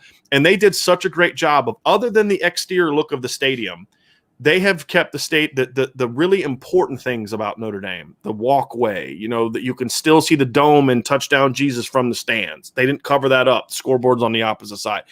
The scoreboard and the stuff on the side was done in such a way that it's sharp, but it's not distracting. I agree. And I honestly, I don't think they could have done a better job with that. Yep. And And so now to Domer Grizz's question, I don't think Notre Dame is missing out on kids because of the facilities. Now, where they may miss out on the kid is Notre Dame didn't build a slide for kids to go down. But let's be honest about something. A kid that's going to be attracted to that and not pick Notre Dame because of that wasn't coming to Notre Dame anyway. Yeah, that's okay. That's okay. Right? And then they're never going to have – they're never going to have football dorms that are like the ones at Clemson. Most kids like that. Most Notre Dame kids like that. They do. And so kids, Notre Dame now offers enough to where if you're not picking Notre Dame because you don't want to be in a football-only dorm or you want to go down a cool slide or whatever the case may be, or they don't have enough ping pong tables, you weren't coming to Notre Dame anyway, nor would you have been a fit at Notre Dame. Right. So they're not losing kids to football facilities anymore. They're just not. And they've done a great job of, and those are the things we talk about. Like, look, I hammer Brian Kelly all the time. I got a friend of mine talking to me right now, like, stop hammering Kelly so much. But we've talked about why I can still hammer him. But I've also made this very clear. If you go look at the Notre Dame program today and you compare it to where it was in 2009, the day he was hired, it's unrecognizable. Yep. Other than, golden helmets. But even those are different now. Yeah. They look different now. Everything about this program has changed. And it's been we talk about gap closers from recruits. They've done that facilities wise. Gap erased in my opinion. I agree. For everything that matters. And like I said, they're going to completely renovate the Goog too, which is only going to add to how nice they're supposed to have an archway that the guys are going to walk on to get to the indoor facility. It's going to be really nice, and they've done an excellent job with that. That indoor facility is beautiful. Mm-hmm. It really is. So Jay says the 23 defensive end Keeley is a big boy from those visit photos. He's a really good player. JoJo says, Coach D, if you had a choice for the 2023 tight end, Howard or Robinson? We answered that a little bit earlier. It's a win-win for me. It just depends. You want to go ceiling or floor is really what it boils down to. Vincent, great name. He says, do you think the big non-conference games scheduled for the future will start being canceled because of the new playoff format? I don't think they'll be canceled, but I don't know how many more they're going to schedule. I'm really curious to see how that's going to impact it. Like, there's two ways of looking at it. And there's two camps. I come down on the whole, what's your motivation to schedule tough at this point in time? What's your motivation to risk losing? Especially if you're one of the, South Carolina has to schedule tough because otherwise how are they going to get in, right? Clemson doesn't have to do that. They're going to get the benefit of the doubt. Ohio State's going to get the benefit of the doubt. So how are teams going to handle this? So they're going to look at it and say, hey, look, and part of it's going to be what the committee does these next few years. Does the committee start hammering teams that play soft schedules? Right. If the committee starts hammering teams that play soft schedules and say, look, I don't care that you won your conference. You played a weak schedule, right? You didn't play anybody not. That's who ultimately is going to make the decision on what teams do. And Notre Dame will see that before they start having a soft schedule because their schedules are planned out 5-6 years in advance. And a lot of people's are. But if Notre Dame starts to see that people are getting hammered for soft schedules, they're going to continue scheduling the way that they are. And other teams are going to have to change. If they're getting rewarded for soft schedules, then you might see a little bit different from Notre Dame. And fans will be upset about it. I would be. But what are they supposed to do? Yeah, what are they supposed to do? If scheduling tough and potentially going 10-2 against a really tough schedule is going to keep you out of the postseason, right? Then while other teams are scheduling their way into 12-11, 11-12 wins, that because back in the day Notre Dame scheduled tough, but so did Miami. Right. That's the thing.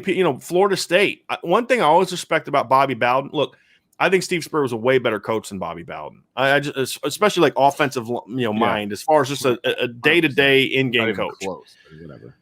But the thing I always respected about Bobby Bowden is Bobby Bowden was never afraid of a fight.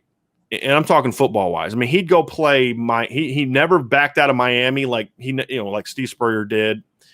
He'd play Notre Dame in a home and home. He'd go play out west. He'd play Alabama. Florida State very much had a we're not afraid of anybody mentality. Sure. And Miami was definitely that way. People forget the year that Notre Dame beat Miami. Miami was on the road against Michigan and had to come back and win that game. Think about that. They could have cakewalked their way into a season, but Miami played tough teams. They went out and played BYU back when BYU was putting up insane points. Got beat one year by BYU during that stretch. That's the thing I liked about those big teams is they never ran away from a fight. Part of it was because they had to, because conferences were never bigger than 8, 9, 10 teams. I mean, the Big Ten back then was the biggest conference at 10 teams. Now the Big Ten has 14 teams. The Big 12 has 10 teams. It's like, no wonder kids can't do math anymore. I mean, seriously. So, doesn't make any sense. I'm curious to see how the committee ultimately is going to decide that. How they handle that is ultimately going to decide what teams eventually do. Liam has a coaching question here. He says, if there's X amount of legal practice time allowed by NCAA rules, can a coach work with players individually after practice? Is there some kind of a loophole? The loophole is it just doesn't get enforced. But no, there's 20 hours of practice time, and it includes. And does that include the meeting times as well? Because I think there's a meeting time restriction as well, but I'm not 100% sure on that. Because it was different at our level than it was D1. Sure. But I believe it includes meetings and weight room. I don't know if it includes meetings as part of that. I'll have to ask about that. But there is no exception to the number. Yeah, once you hit the number, you're not allowed. You can't do one-on-one work with somebody. Or right. What about GAs? Are they restricted to that 20-hour rule? Well, players can kind of come into your office, and that doesn't count. So, like, if a player comes in during his study period and he wants to watch film with you, that doesn't count. Technically, doesn't count. That's the kind of the way. But that's the loophole right there. It's sort of a loophole, but it's not. Not supposed to do it. Whatever. You can't schedule a meeting that all your quarterbacks have to be at. Right.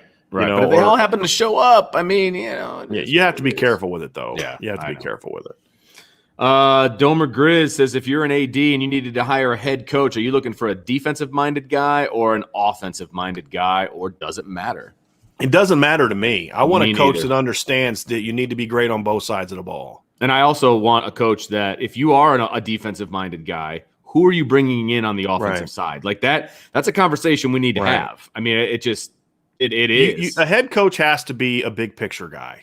Yeah, absolutely. And that's one of the many things that caused Bob Davie to fail. Like, look, when Nick Saban built Alabama a certain way and it worked, and it was we're gonna be ball control, big play offense. It's almost like the old school Michigan, run the ball, throw it downfield, and play great defense. But Nick Saban also was big picture enough to realize, hey, we can't win 17. We're not going to win title games like we did against LSU in 2011. It's not happening anymore. Right. You got to score to win points now, to win championships now. And look what happened now. Nick Saban, one of the greatest defensive minds in the history of the game, has an offense that scores almost 50 points a game. Right. Ed Orgeron, defensive guy his whole career, got his only title for a team that scored almost 50 points a game. Right now, and that's where I think some of these defensive-minded coaches that get that actually have a leg up on offensive-minded coaches. Because you look at Lincoln Riley, they've had great offenses, but they can't stop anybody. Right. Even Ryan Day in his 2 years, he had a great defense in his first year with Jeff Hafley, but Jeff Hafley leaves, and their defense this year was a hot mess, right? With a lot of high draft picks on it. Sure. He's an offensive-minded coach. Now, I think he's going to fix that because I think he's a smart guy, but like that's Lincoln Riley's Achilles heel is, you score a ton of points, but you don't do it. You don't stop anybody. Yeah. Right. And that's why I kind of like the notion of a defensive minded coach who also understands the bigger picture. And if you think about it, Vince, would you say the last 20 years, the two most dominant programs were USC during their stretch and then Alabama now? Yeah. Because USC was untouchable. Absolutely for a while there, for a defensive coordinator as a head coach. Yeah, that's true. Alabama, defensive guy as a head coach. Both had dynamic offenses when they were at their peak. Yep. Right? But USC also played pretty good defense. And that 2005 team on defense, part of the reason they struggled late in the year and against Notre Dame and against Texas was they were beat up. They were missing so many of their best defensive players that year. I mean, they had a ton of injuries that year on defense. But yeah, I don't think that's a coincidence that, and then like you get like Chip Kelly, who had some great offenses early in his tenure at Oregon, but in the day, they got beat by teams that were powerful and ran the football and, played good defense. Right. All right. Allison, it says, how do you project Evans to the NFL? Is he Pride Love level, McLeod level, Greg Newsom Stokes level? Oh, let's see here. I'd probably put him right now on the pride love level. I think he needs to get to college and I need to see a consistent jump in what he does now against the Notre Dame kind of talent for me to for me to put him on the Greg Newsome Stokes level. That makes sense. I love his film though, and I think he'd be Notre Dame's best corner the day he shows up. I'm not saying they're going to get him. I mean, but look, whether he goes somewhere else, my opinion of him doesn't change, right? Like, that's not what we do here. Like, if he picks Missouri tonight, it's not like, well, I watched some new film of him, and after the 11th game, I saw that he's really not that good. Right.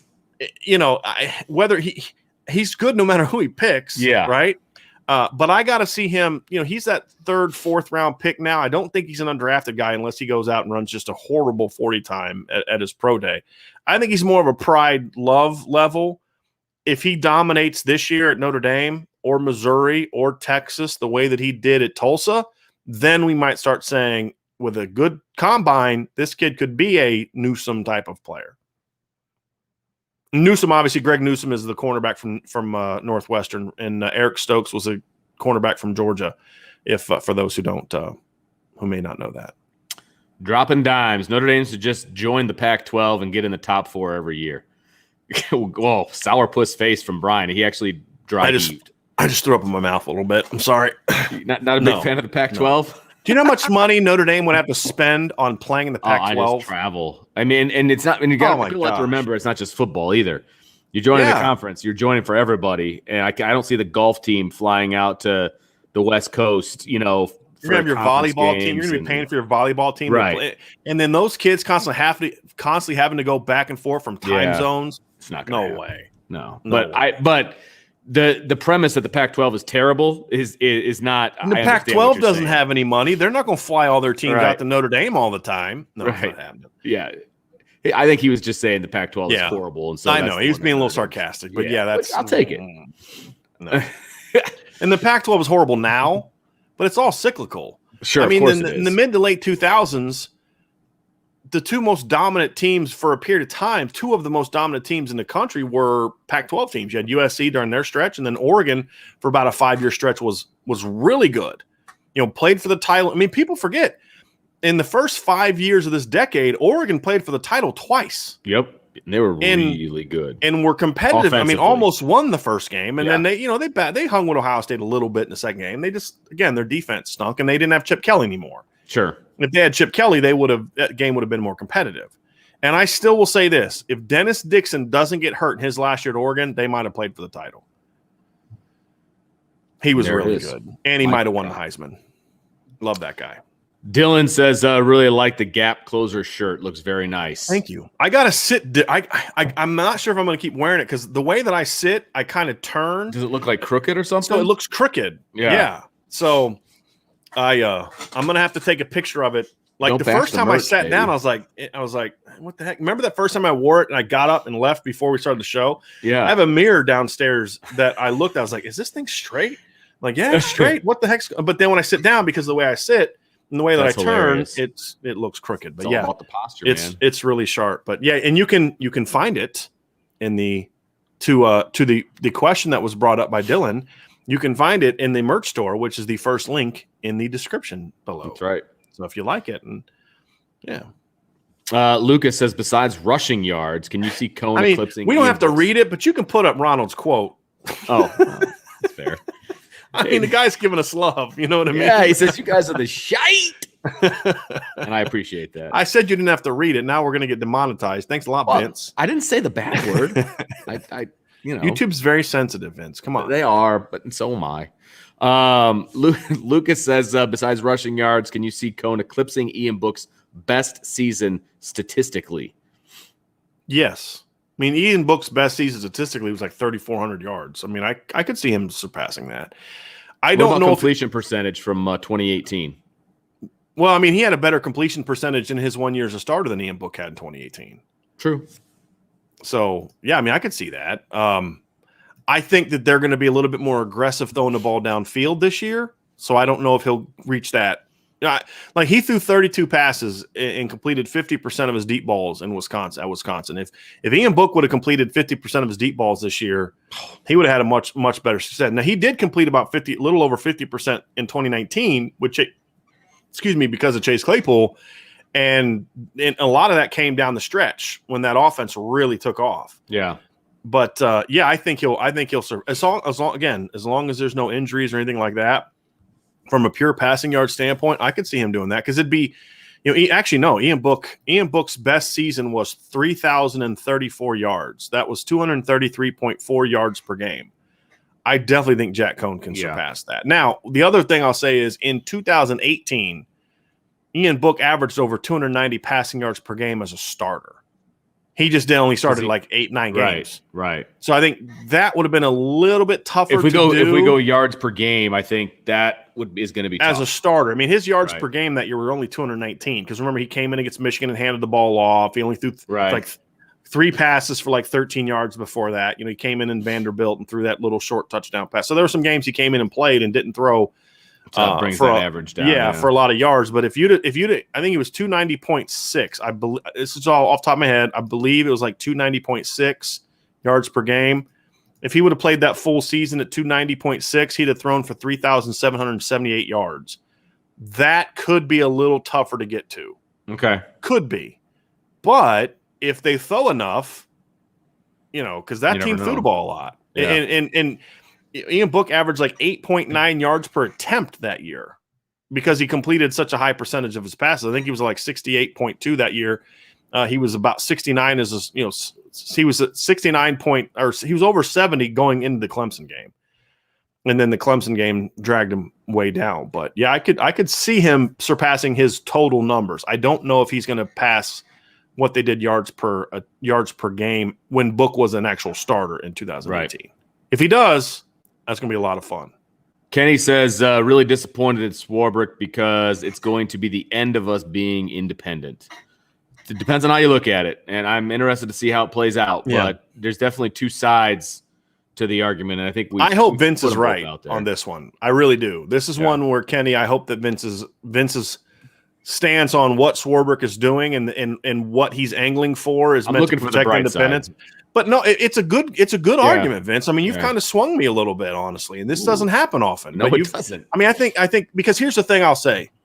If I'm being fair, your line of reasoning fits more with what Jack Swarbrick has done in the past than what mine does. If I'm being fair. Yeah. So because he has been staunch on the independent side. Yes. So absolutely. To me, my emotional reaction, my gut reaction is that this is the legacy he wants to leave. Is to have him join a conference. Sure. But that does not fly with what he's done in the past. Right. So your argument is, I think, a good one. And it's, if you look at it from an evidentiary standpoint, it fits with Jack Swarbrick's decade plus tenure as Notre Dame's athletic director. And I would give him a lot of credit with the way he has inserted himself into all of those committees along with the conference commissioners. I mean, it's not an easy thing to do, and Jack Swarbrick carries a lot of weight. He's not even par with all of those commissioners. And the other thing too is you could say that was his. He had to give something to get something. Sure, he had to give up a top 4 seed to maintain independence. Right. I mean, that's another way. I mean, again, I didn't think about that until you brought it up, Vince. But I think you make a very convincing point that ultimately that is what Jack Swarbrick is trying to do. I hope this is his attempt to maintain independence. I hope you're right too. But again, we'll find out in the next 5-6 years. But I think that if we're just basing this off what we know, your argument's a really good one. Chiefs can mic drop and leave the show now that I've admitted you were right. Like, what do I say now? I don't really know where to go from here. That's what I'm talking about. That's what you do. Earlier, we were talking about kind of how we do things around here, and Chief has decided to comment, which I love. He says, sincerely love the live aspect sets your show apart. Can't tell you how many times I'm listening to another ND podcast and I want to chime in with a question or a comment and just can't. Okay, so eventually they're going to catch on and start doing I know, right? Eventually. So what we need to make sure is that you don't abandon us when that happens. This still is your go-to place for that. So no doubt. No doubt. It's going to happen. Colin says, what's the latest on Carnell Tate? Is Notre Dame out of it, or is there hope to jump back into the race and fight off Ohio State? Oh, I mean, Notre Dame's never been out of it. I mean, even if he picks Ohio State, I mean, Notre Dame's not out of it till the minute he picks Ohio State. They're still in it. He was on campus last week. He was last weekend, I think Friday, and he's going to be back on campus next week. So Notre Dame is still in it with Carnell Tate. The crystal balls are going for Ohio State, but that just means that's where it's trending right now. I think Notre Dame still has plenty of opportunities to make up on for campus. It. I'm not super excited because it's kind of like, okay, is it Brian Hartline versus Dell Alexander? I don't have a lot of confidence in that one, that Notre Dame's going to win that one. So no, I don't have a lot of hope that they're going to get him, but they're certainly in it. And Tommy Rees is doing work to keep them in it. I mean, if we're being honest about it, but Ryan Day and Brian Hartline present a formidable pair for Tommy Rees, who essentially is going to have to be the reason that Notre Dame gets it done. And if they do get it done, then that's just a huge, huge feather in Tommy Rees's cap. No doubt. Jonathan says, I was out with my IB hat on yesterday and got stopped by a fellow Notre Dame fan. I told them about the podcast, and I think we'll have another member soon. That's what I'm talking about. That's what I'm – Vince, you've been stopped wearing that hat before, I have, and I have relayed the link. He's like, I love trucker hats, man. And I said, well, that's a start, but this is the important part right here. Mm-hmm. So absolutely. Appreciate you, Jonathan. That's awesome right there. No doubt. Domer, Texas 22, with non-conference games now more meaningless than ever. Do you ever see teams dropping Notre Dame from their out-of-conference slate? Some will, I think. But I think those schools – look, see, here's the thing. There's always going to be schools that pride themselves on playing tough schedules and scheduling tough. LSU, for example, is a program that for the most part, the last 20, 30 years, they're always going to play tough non-conference games. Yeah. Georgia's been that way for a long time. Say what you want about Kirby Smart and Mark Richt or whatever the case may be. They've never shied away from playing tough non-conference games. And they have every excuse to because unlike Alabama, whose built-in rival is a conference opponent, Georgia's rival is a non-conference opponent. It's an ACC team. Right. And yet they still have done home and homes with Clemson and home and homes with Notre Dame and they played Boise State back in the day when nobody would play Boise State because they didn't want to lose. I've always respected Georgia for that. There are programs like that. And look, Florida would still duck teams even when it was not necessarily to their benefit to duck teams. Some teams are just going to be that way. It is what it is. Oklahoma's always been a team that's been willing to travel. I mean, Oklahoma, for no reason, they had no reason to do so, went and did a home and home with Ohio State. Yeah. And lost at home to Ohio State. And then, of course, also beat Ohio State on the road. But some teams are always going to want that because some teams are just, look, if your coach is a competitor, look, I want to play those teams. Because the way I look at it is, it's some coaches will say, what can I do to get myself to the playoff? Other coaches are going to say, yeah, that may help me better get to the playoffs, but my team is going to need some seasoning, especially if you're not in the SEC or in a conference that maybe provides that type of challenge. So I need to play a team in the non-conference that's going to be a little tougher. So that's always going to be the case. And then there's coaches out there who are building a program who say, look, we're going to go play this team because I want you to see what a real program looks like. Right. You know what I mean? There's part of that. I did that a lot with my team this year. When we went downstate, I'm like, look, we're going to go play this really tough team who is the state champion, but I want you to see what a real program, what it looks like, because that's what we want to be. You know what I mean? And some programs are always going to be that way no matter what. And then there's programs like Penn State all those years under Joe Paterno where they always scheduled soft. They'd play like one or two good teams a year, and then the rest of their schedule was garbage. Right. But that was just his philosophy. There's still going to be other teams that their philosophy is, I won't play anybody anywhere because that's how we're going to get better. That's going to get us ready to go out and win a conference championship. And now winning a conference championship gives you a great chance to get to the playoff. Because, see, that's the other way to look at it is, look, the first four seeds are going to go to the four highest-ranked conference champions. Right. There's still a good chance in most years that's going to be four of the Power 5 schools, right? Even if you have a loss. So I think there's still some aspects to that to say, hey, look, we still feel that I'd be willing to sacrifice a loss in September if that means we're the 5 seed instead of the 4 seed, if that makes my team better prepared to go compete and win those games. So that's going to be the other thing is, are you building your team to go win a championship or are you building your team just to make the playoff? The teams that are trying to build into a champion are going to be more willing to schedule those tougher games. Absolutely. Absolutely. And to be honest, with a 12-team playoff, there's less to lose. Like, you go play that marquee game. I think there's more to lose, actually. I think there's less because you're still going to be in the playoff. You can go play that marquee. If you're in a tough conference, why would you risk losing a non-conference game? Like, it depends on the conference. Like, if you are Florida or Alabama, what's your motivation? Like, if you're Alabama, we got to play LSU, we got to play Texas A&M, we got to play Mississippi State, we got to play SEC title game. Why the heck would I play anybody good out of conference? And Nick Saban doesn't play anybody good out of conference. Never heard. Yeah, he doesn't. Rarely. And that existed before this. True. Right? Because it's like, look, I have to protect myself against a conference loss. Like, Nick Saban's had, as I've said this before, Nick Saban's had not many undefeated teams because they lose a conference game. Sure. If he would have scheduled tough out of conference and then lost a game, then that's 2, they're out. Yeah. But in the 12-teamer, I don't think you're out. We'll see. I'm just saying, I don't think you're out. We'll see. I think every year there's going to be. I agree with you. I mean, I said last night in the show, Vince, that September's basically become a glorified preseason. Yeah. I mean, USC went 1-3 to start the 2016 season, and by the end of the year, they would have been the 8 seed, 8 or 9 seed. Right. They'd have got in. Right. So but to your point, so that could be motivation to, hey, USC having those battles early and losing made them such a better team later in the year because they went through those wars. Yeah. They still got in. Yeah. So, but then there's other people. Again, this is all to me about the type of program you want to be. If your whole thing is because here's the other thing. Are you jockeying for seeding or are you jockeying to build your team? That's what it comes down to. If you're a team that's focused on seeding, you're not going to play tough non-conference games. If your goal is it's like the approach that Mike Bray took this year with the basketball team, which in some ways I think helped his team later in the year. Yeah. Is we're going to play. We know we're going to probably get our butts kicked a little bit early, but we need this to build us towards the ACC. Now, it didn't pay off quite how I think he wanted it to because they just couldn't finish off some games. But, I mean, that was the strategy he took. Sure. We're going to schedule tough because that's what we need to get ready for our conference play.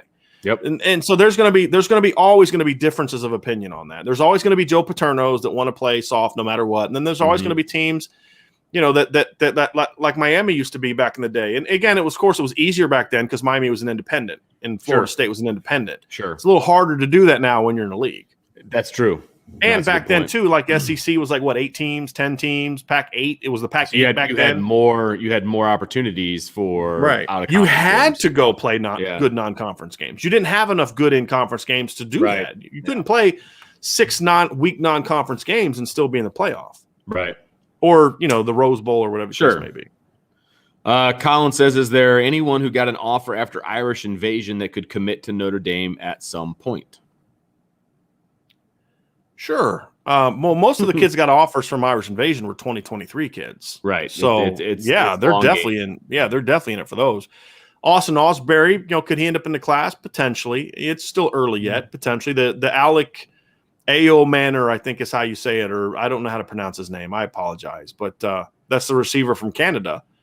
I could see him ending up in the class. I'm not saying he will, but I could see him ending up in the class. So, yeah, I could see that. And then to Brandon's, can you pull up the last one? The bat signal one? He goes, the last bat signal was for Donovan Heinisch last time, I think anyway, not Kane Madden. When I reached out to sources, I was told it was for Kane Madden. Now, that could be wrong, but that's what my sources told me. Gotcha. So it just kind of happened that both of those kids committed on the same day. Right. Liam says, can the use of running backs in the passing game, 100-plus touches combined, make up for a lack of high-level slot play, thus Kelly can keep his tall wide receivers? I don't think they have a lack of high-level slot play. Well, I think he's saying in the future. In the future? Yeah, possibly. I think that's what he – But again, they're not recruiting those backs anymore, though. Like, so if we're looking to the future when there's no Lawrence Keys, no Braden Lindsey, no Avery Davis, there also is not going to be a Chris Tyree or a Kyron Williams. It's going to be 215-pound Audric Estime, 200-plus pound Logan Diggs, Jadarian Price. Let's say they get Dallin Hayden. Who's the back that you're going to do with what you did with Kyron Williams? That back's not on the roster. Right. So they're not really recruiting those kind of backs either. To your point, though, hypothetically, yeah, you could certainly do that. If you could have a Chris Tyree, Kyron Williams type of backfield year every time, then yeah. Sure. But that's not what they're recruiting. They're recruiting more true running backs who are good in the pass game I love Logan Diggs in the pass game, but it's more of as a traditional running back type of way. more of like kind of how they use Tony Jones as opposed to how they're going to use Kyron Williams this season. Let's see here. Late to the party, gents, from Notre Dame 2164. Happy Friday. Have you guys heard anything about maybe having a return game this year, especially on punts? Well, Brian Polian, in one of his postseason interviews, made some comments about how they do want to improve the kick return game. So he says, I don't think they have any intention of improving the punt return game, partly because I don't think that's Brian Kelly's or Brian Polian's call. Like, look, the lack of a punt return game has been going on way before Brian Polian got to Notre Dame under Kelly. Yeah. Oh, yeah, absolutely. They returned several punts for touchdowns during his first tenure at Notre Dame. Right. And I think that they would want to do that if he had full control. And I would think so. Yeah, I would think so. But I don't think it's up to him at this point. John Klubnik, we were talking about relationships between position coaches, et cetera, and players and how important that is. He said, I still contact my position coach 20 years later.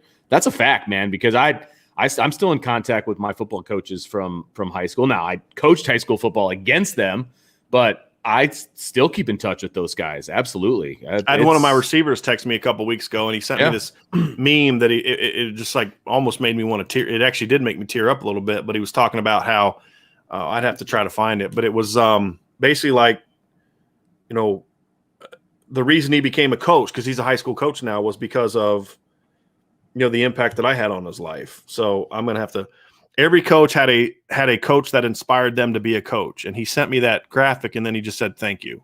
Yep. And this was in March. And I was just I'm like, you're welcome.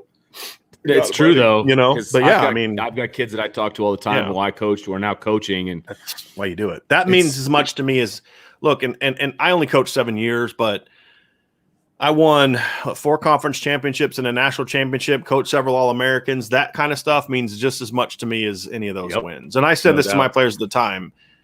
Look, it's going to mean a lot more to me in 20 years that you are a good father, that you're a good husband, that you're a good employee, that you're a good employer, whatever the case may be, than anything that we did playing football together. And that's ultimately the impact that I hope to be able to have. And I failed at it sometimes. I succeeded at it sometimes. Right. Absolutely. Let's see here. Got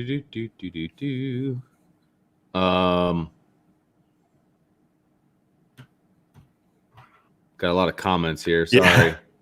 Okay, here we go. How about this one? I think Notre Dame loves versatile linemen. They project well to the NFL that way. That's from Jonathan. Mm-hmm.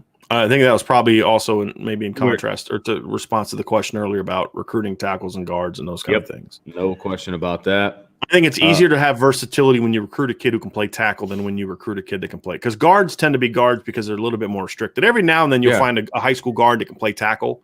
I think Rocco could probably play right tackle if you needed him to. Right. Billy Shrout's a high school guard that I think probably could, with some work, be a right tackle.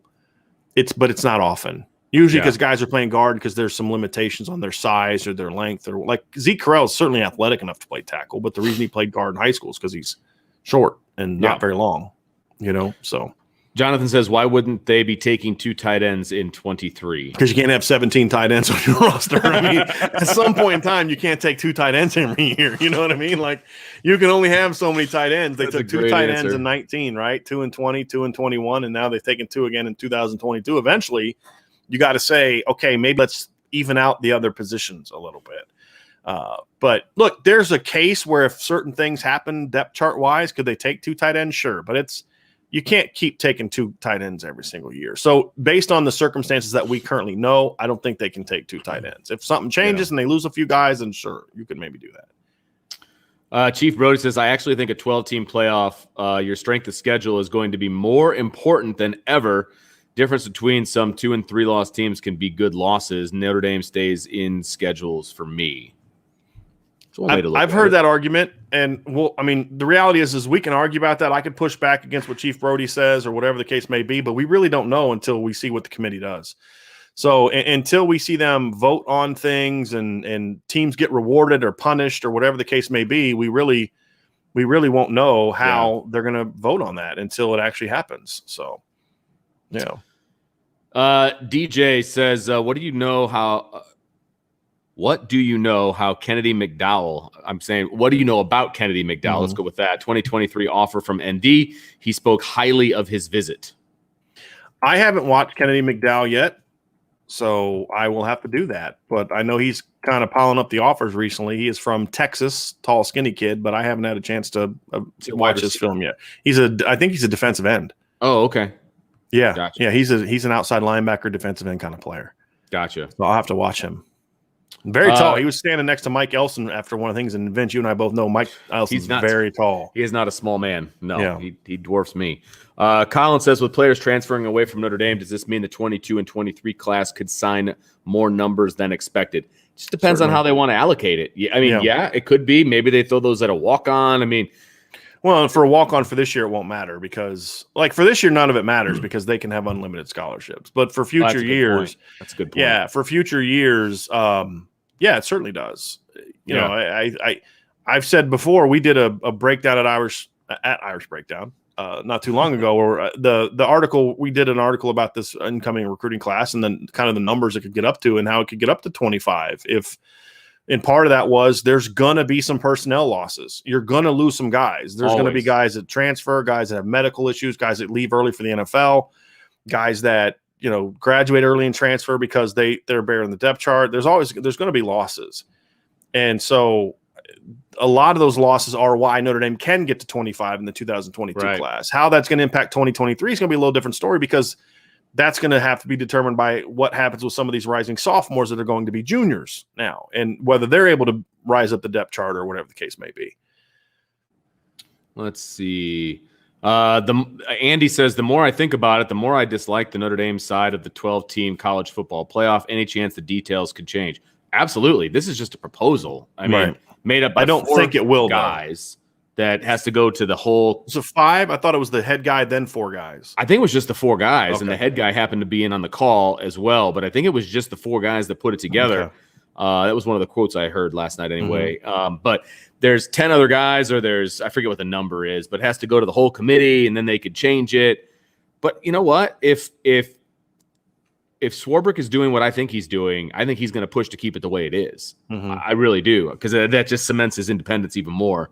If anything, the only change would be he may fight down the road for Notre Dame to be allowed to have a seating if they're whatever. That would be it. But I don't see much of this changing. I think some certain details will get hammered out, but I don't see the overall big picture part of this thing changing. Right. Because I think the other thing, too, is some of these guys are coming in. They've talked to presidents. They kind of know what people are looking for. They weren't just 4 guys with their own ideas with no outside input whatsoever. And then they come up with this, hope everybody likes it. I don't think that's – they've had conversations, going into this thing. I hope everybody likes it. That's great. Every now and then I come up with them. That was good. Domer Grizz says Alabama has won the national championship way too many times without even winning their own conference. Well, if that's the case moving forward, they're going to have to win more games to do that. So that happened in 11. That happened in 17. What are I'm trying to think of the other years that happened. Let me pull up Nick Saban's year thing, but I know it's happened twice because Saban won 6 titles at Bama, right? Let's see here. He's won 1, 2, 3, 4. He's won 6 at Bama, and then he had 1 at LSU. And they won a title in 17 without making it to the conference championship game. They won it in 2011 without making it to the conference championship game. So it's only happened twice. Okay. And once they tied for first, but they lost the head-to-head to Auburn. That was 17.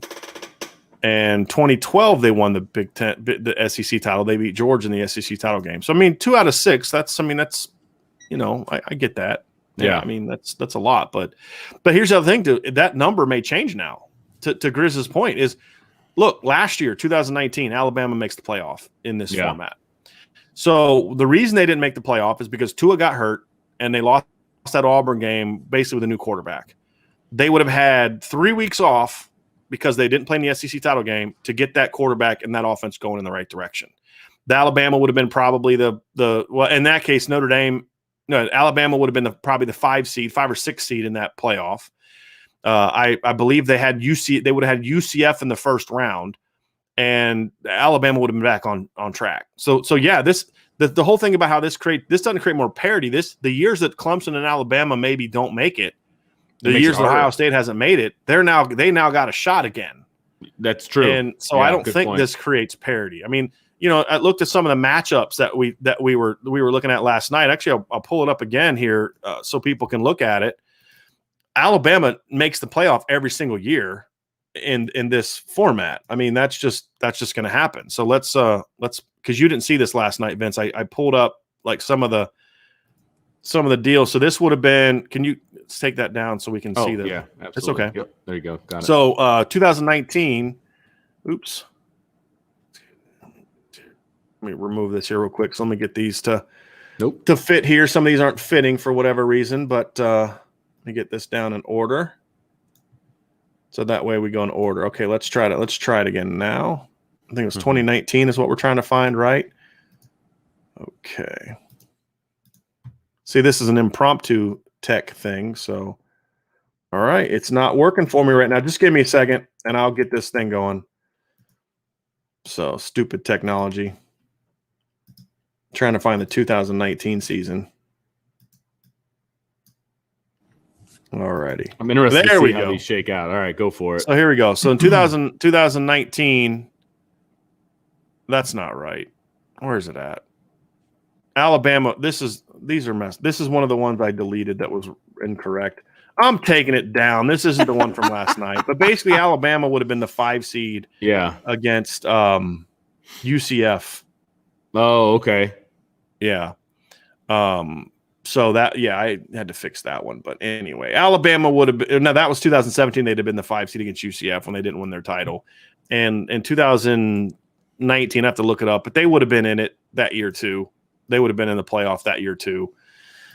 So anyway, to me, that gives those teams more opportunities, to be honest with you, to get into the conversation. So that was a dud. It makes the regular season less important. I mean, it just does. It gives you more you have more opportunities to lose and still have a shot at the national title, period. Yep. Which I don't like. I'm sorry. If you don't earn it, you don't belong there, period. Right. We're very much – and that's what a lot of the pushback was last night was the whole – the participation trophy aspect of all this whole thing. Absolutely. Well, Brian, I actually have to roll. Where are we at, Vince? We are at 130 even. 130? Mm-hmm. Domer Grizz. Okay. We just had Alabama. Okay, here we go. So, they're literally kicking me out of the school. So I have to go. But, hey, guys, I really enjoyed it. And Brian will take you home. And I will talk to you guys on Monday.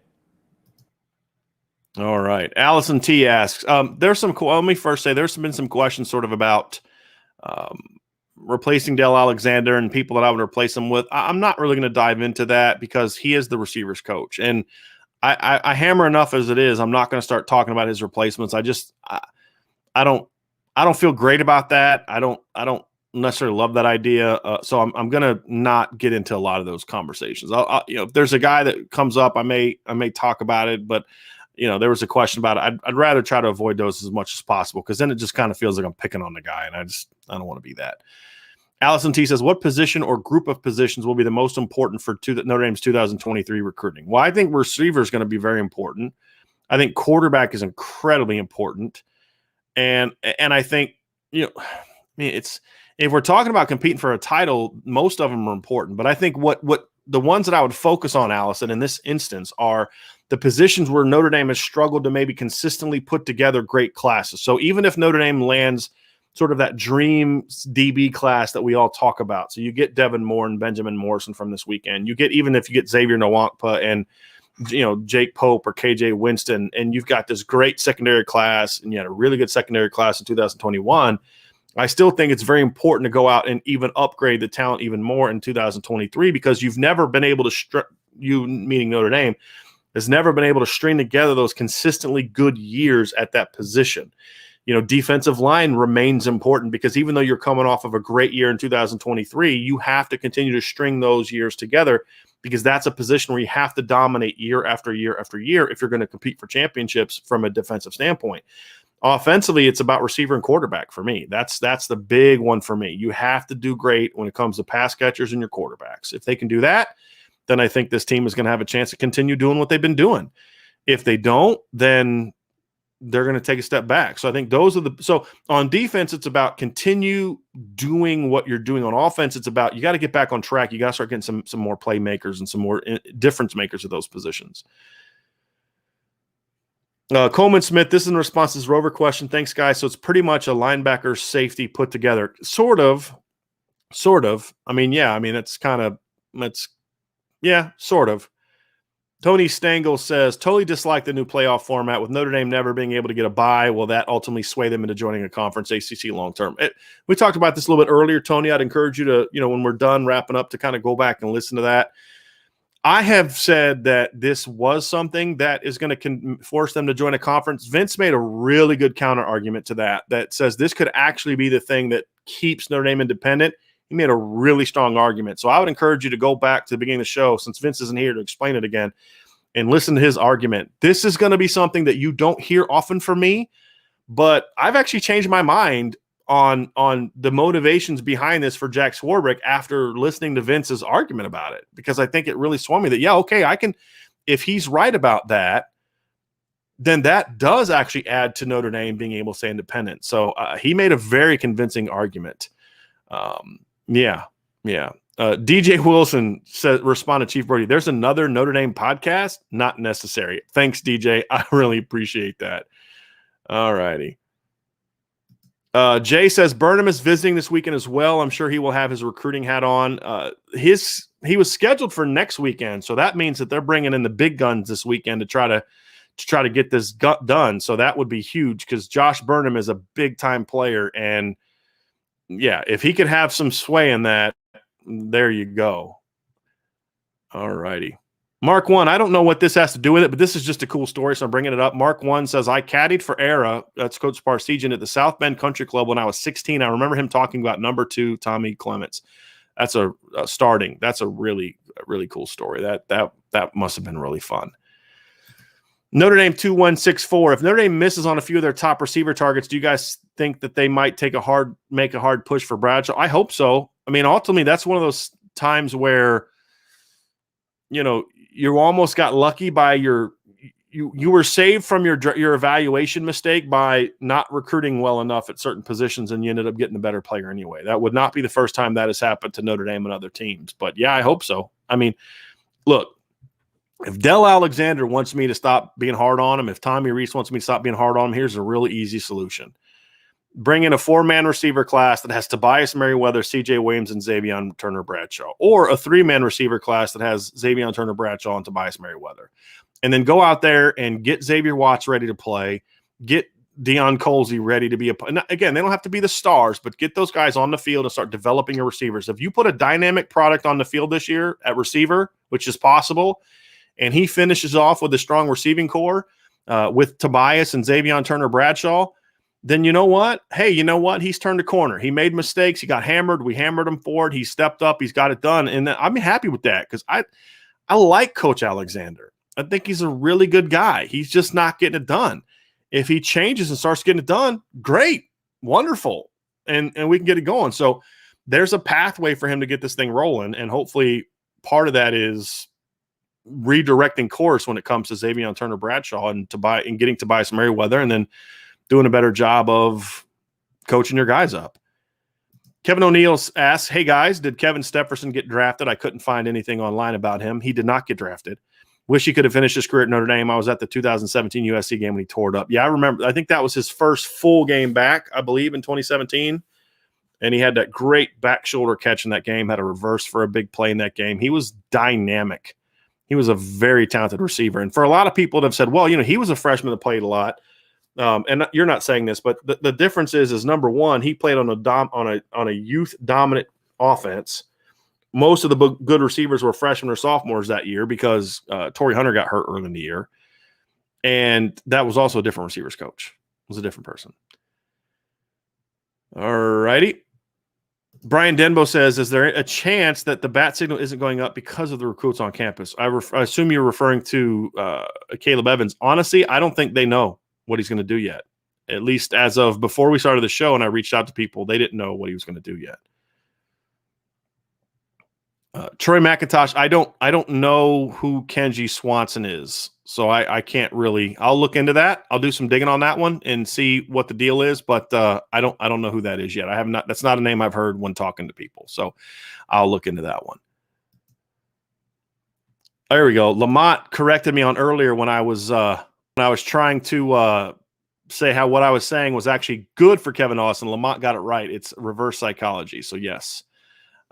That is basically it. So Jordan Schreiber says, I mean, it will be good that Notre Dame wins its first important postseason game since 1994, but this hurts as they're finally positioning themselves as elite contender every year since Holtz in 87 to 94. Yeah, I guess it just depends on how good Notre Dame gets. I mean, look, there's always an opposite side of this. Is if Notre Dame gets to the point where they are as good as some of these other teams, then they'll be able to win those games. It's just about building the team the right way. This doesn't prevent Notre Dame from winning a national championship.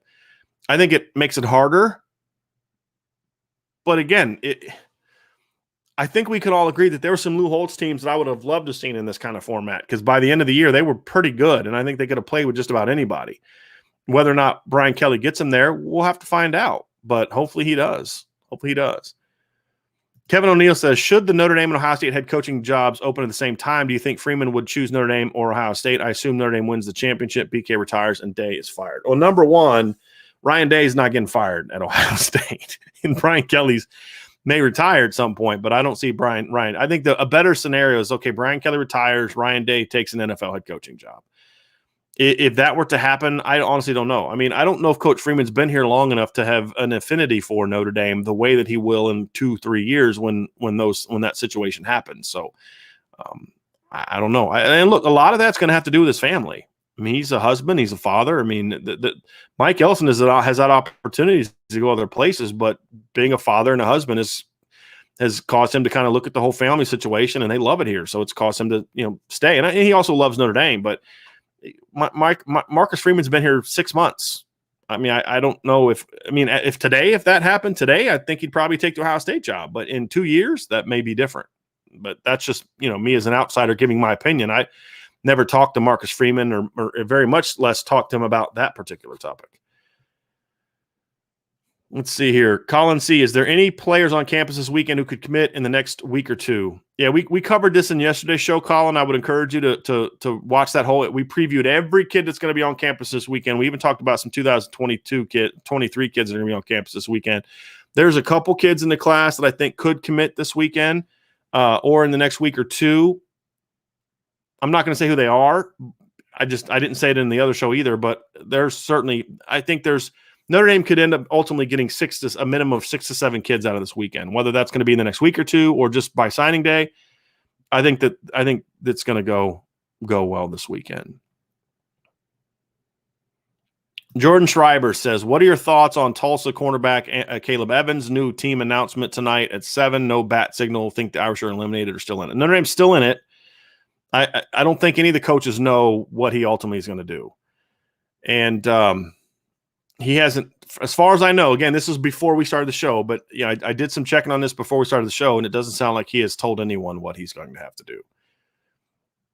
Let's see here. Jordan Schreiber also asks, now Notre Dame doesn't have to sweat making the playoff in 22 and 23 with Clemson and Ohio State on the schedule. Notre Dame could have even better teams. Now they can play in national championship game 3 years in a row.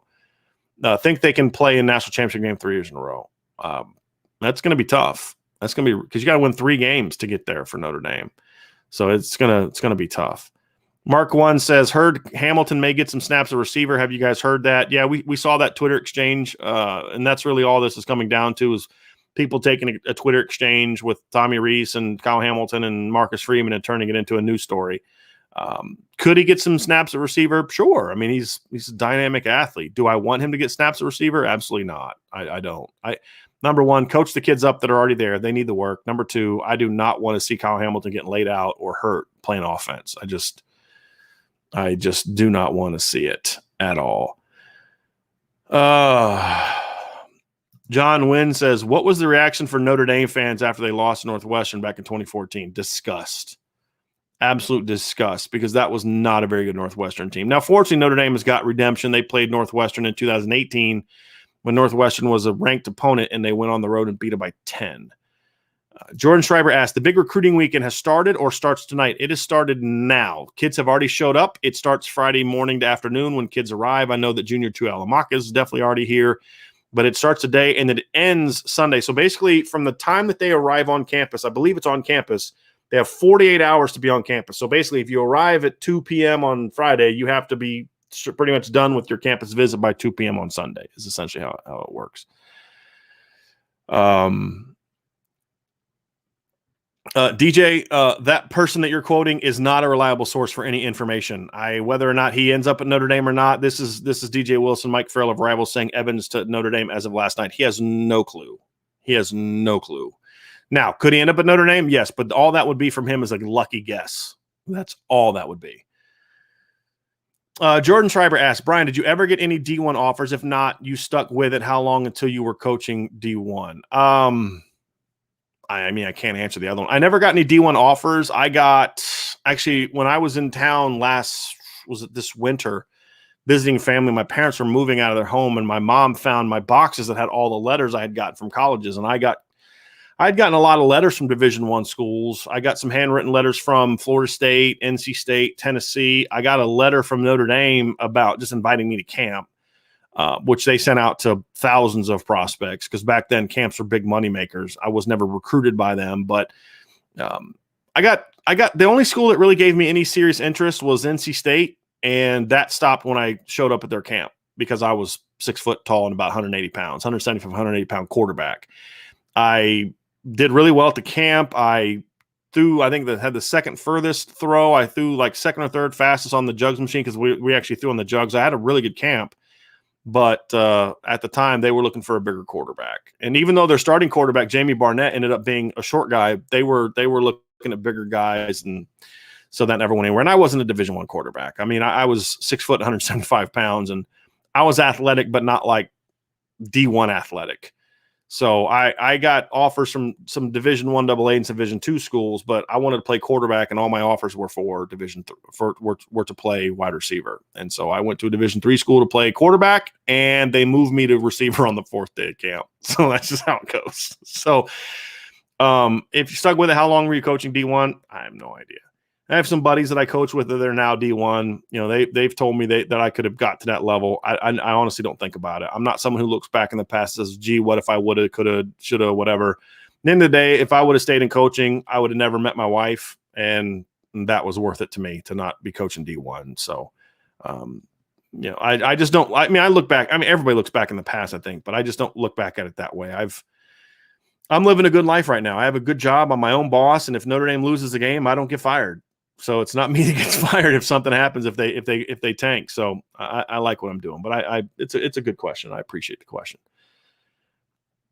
All right. Tom Burke asks, which gap closers haven't set up official visits and you're losing hope for their commitments? Do you have plans to offer IB hats in other colors? Green works for me. You know, Tom, I could talk to my wife about sort of redesigning the logo. The problem with green is I'd have to change the color of the shamrock. So do me a favor, Tom. If you're on Twitter, shoot me a DM. If you're not on Twitter, shoot me an email at brian@irishbreakdown.com, and I can talk to you kind of about what kind of colors you'd look like. If there's something you have in mind, an IB hat you'd have in mind, talk to me. I can work on coming up with a mock-up and see if you like it and putting it on the store. I have no problem doing that. So hit me up for that. As far as what gap closers haven't set up official visits, the only one that I view as a gap closer that hasn't set up an official visit is Xavier Turner Bradshaw. That's the only one, but that's Notre Dame's chosen not to have him set up official visit in the summer. They're pushing him to come in the fall because I think they have other priorities at receiver. I think that's a mistake, but that's what they're doing. But other than that, that's why I wrote. So I wrote an article, Tom. And I don't know if you read this, and we did a podcast about this too. But that's why I've said this June is the biggest month in Brian Kelly's tenure from a recruiting standpoint, because literally every kid except for Xavier Turner Bradshaw that could be a difference maker at Notre Dame, that can be a gap closer or a gap eraser, is visiting in June. Everyone that's on the board is visiting in June. And so if they only get kids that visit this June, and let's say Xavier Bradshaw, because I'm not gonna give up on that dream.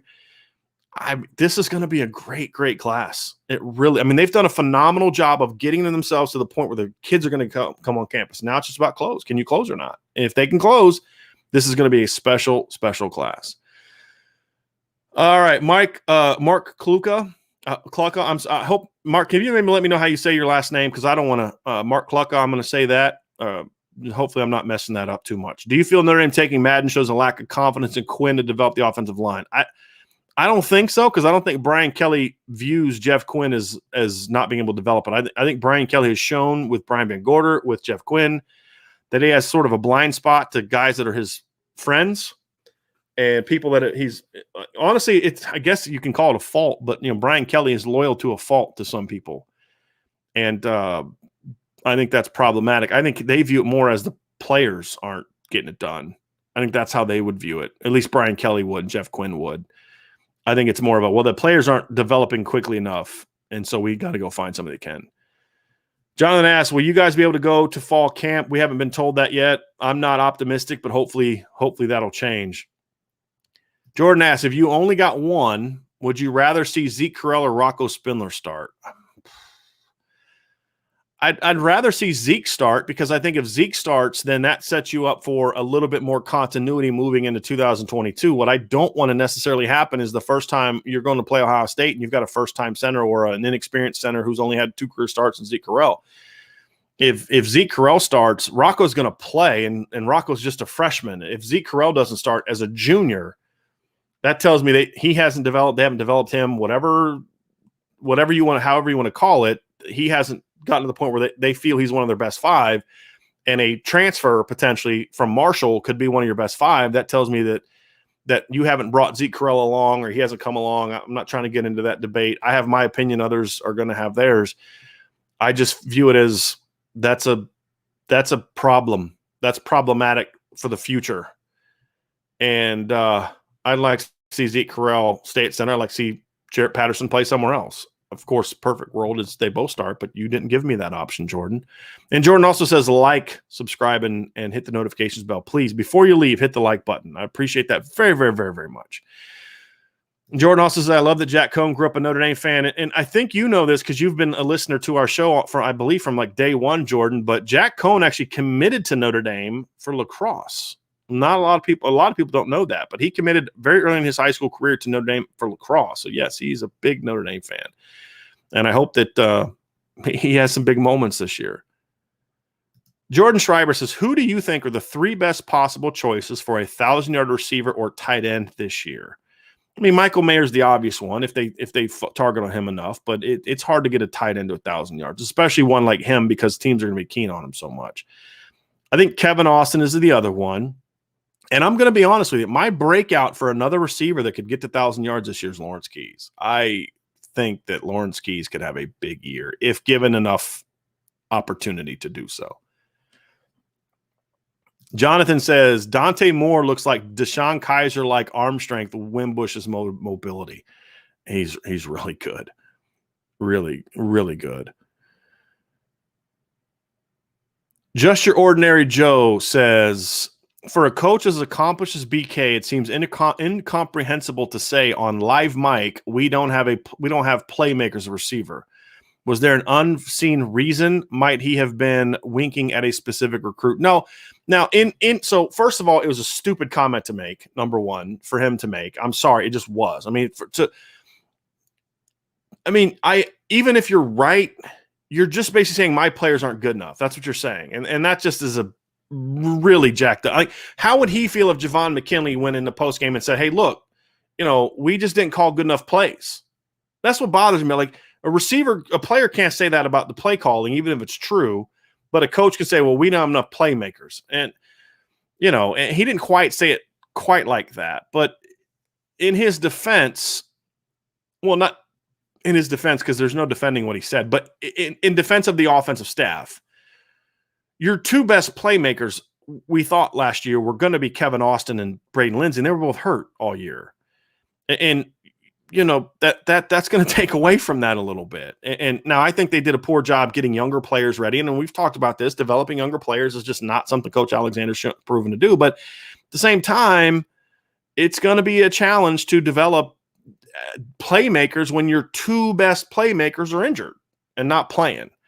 If Kevin Austin and Braden Lindsey were both healthy last year, I think the offense would have looked different. I mean, if we're being fair and objective, I think it would have looked different. I don't know if it would have looked like the 2015 offense, but it would have looked different. It would have been a little bit more explosive in the pass game. I certainly think that. No question. Ryan Roberts says, afternoon, fellas. Great show. Thank you, Ryan. Let's see here. Spartan B88. Does having high-level units at O-line, D-line make it difficult for development if there is a huge jump from third to second and second to first strings? I don't think so, because good coaches don't just develop the starters. I mean, good coaches develop the whole team. I mean, you look at Oklahoma, and I've used this before, who I think they have one of the best, if not the best offensive line coach in football right now, in college football right now. They lost 4 starters in 2018 and Kyler Murray to the NFL. And all 4 of those lost starters were drafted within the first 4 rounds. I think 2 in round 4, 1 in round 3, and 1 in round 2. That's pretty good. That's even better than what we saw from this Notre Dame offensive line this year, who had 2 seconds, a third, and then the 4th guy was undrafted in Tommy Kramer.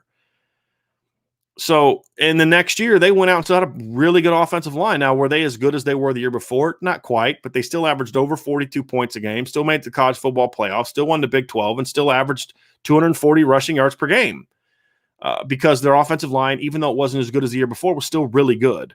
But that part of that's developing those guys, not just in games. That's part of it, but developing them in practice. And I don't think that's something Jeff Quinn does a very good job at. I don't think that's something most of the offensive staff does a very good job at. They don't.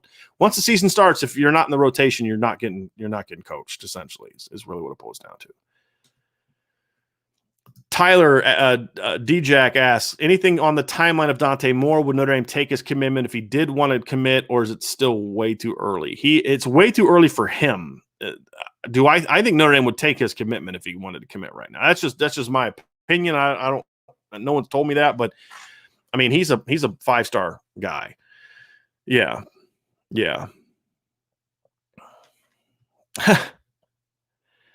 This kind of hurts my feelings a little bit, Jonathan. Jonathan says, never noticed, but Vince is super agreeable and optimistic, and Brian is pessimistic and appropriately argumentative. It's an awesome dynamic, and the flow of these Q&A shows is great because of it. I guess I kind of thanks for the second part of that. I don't think I'm pessimistic. I mean, I'm the one writing about Notre Dame's got a chance to compete for a national championship in 2022.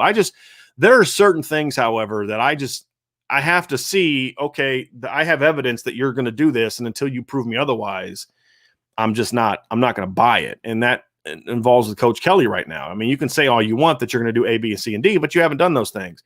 I think the reason Vince was able to sway me on the Jack Swarbrick thing about the ACC and the joining the conference is because if I take the emotion out of it and think about this rationally, Vince is right. Jack Swarbrick has a history of doing the opposite of what I accused him of doing yesterday. And that's a very fair criticism. And that's why I think he is that way. But Vince has some of the same frustrations I have. He's just not always as willing to share them as I am. But I do appreciate that. And Vince will appreciate that too.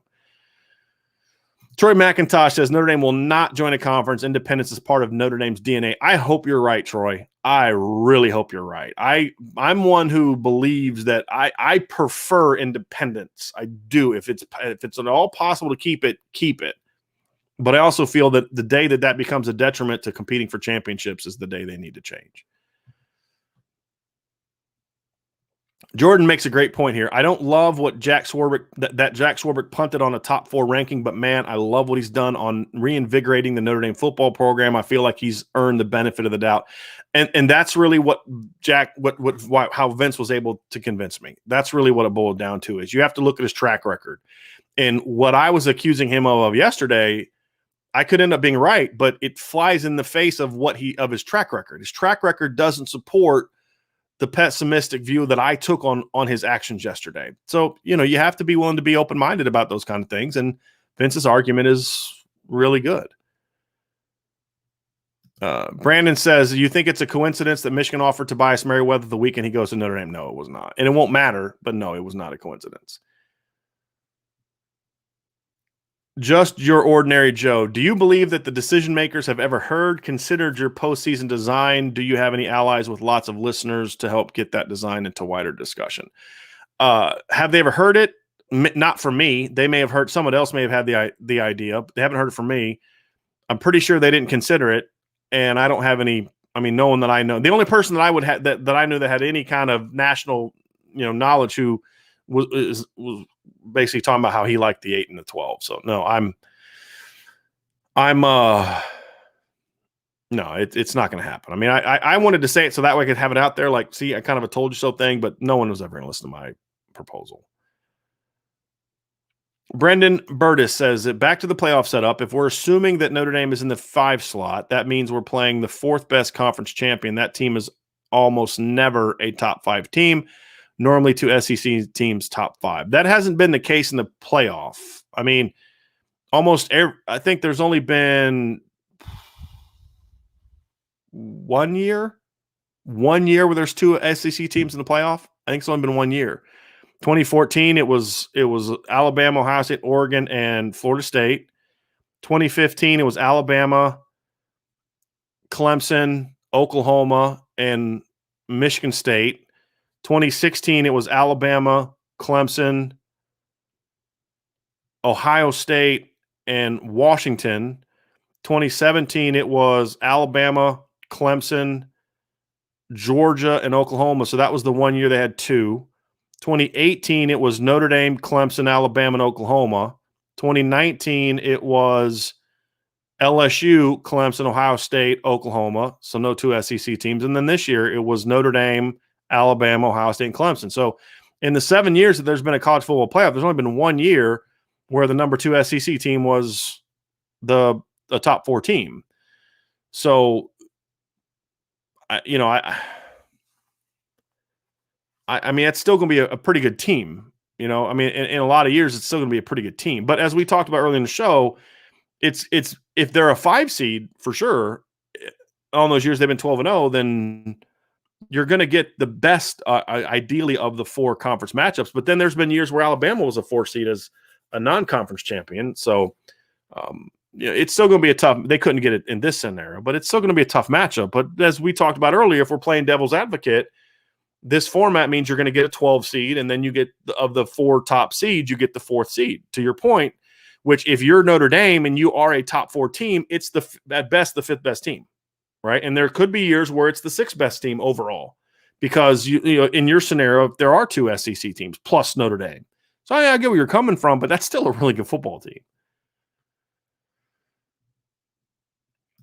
Brandon says, every time I tweet out mentioning Tobias and Notre Dame and about him coming to Notre Dame, he likes my tweets. Hopefully we blow his visit out of the park and can lock him up. That would be huge, huge, huge for Notre Dame. He says he even liked my Michigan sucks and Muck Fishigan tweet. I mean, that's just common sense. Kid has common sense. So that's the big thing there.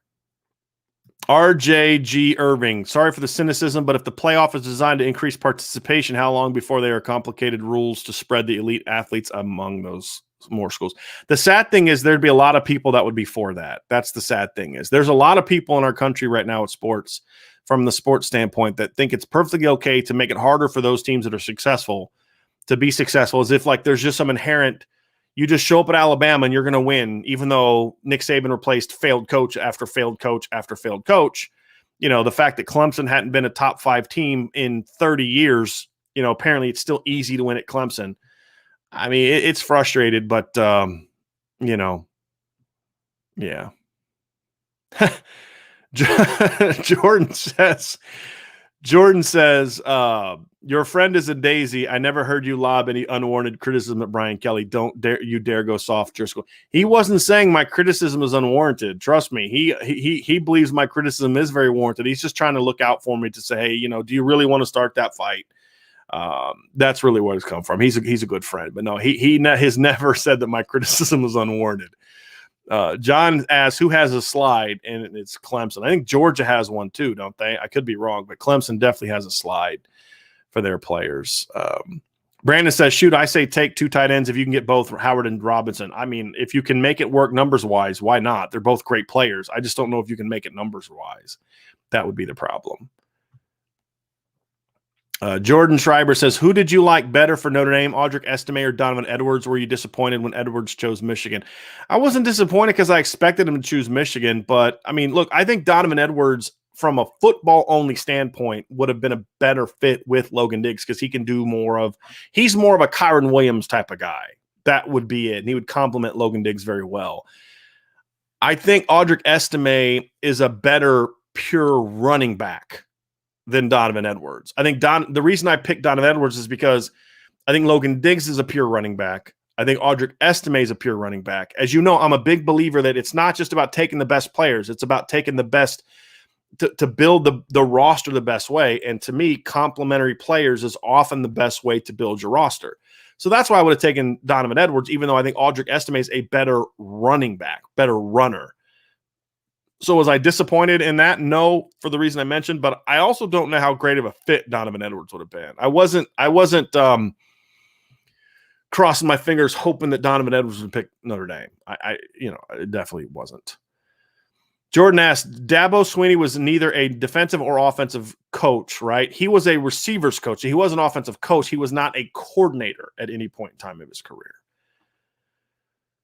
Joseph Barrett says, there's a great deal of inconsistency in the quarterback position. Cone, Pine, and Steve Angeli are pocket guys, whereas Wimbush, Book, Buckner are more athletic, mobile. What about having an identity? See, I get what you're coming from, though, but look, your point, Joseph, is a good one.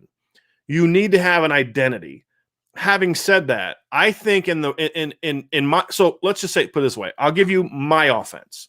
If I was designing an offense that I was going to run at the college level, I could have that same offense fit Jack Cone, and I could have that same offense fit Brandon Wimbush or Tyler Buckner, especially Tyler Buckner. But even Brandon Wimbush, because I used him because he wasn't as good of a thrower. Because the offense is, so for example, if I have Brandon Wimbush, there are certain things I'm going to emphasize that are a part of my package. RPOs I'm going to emphasize more. Read zone stuff. Design quarterback runs are going to be part of my package. I'm not going to use those things if Jack Cohn's my quarterback. As far as the zone reads and the quarterback runs, I'm not going to use those that much.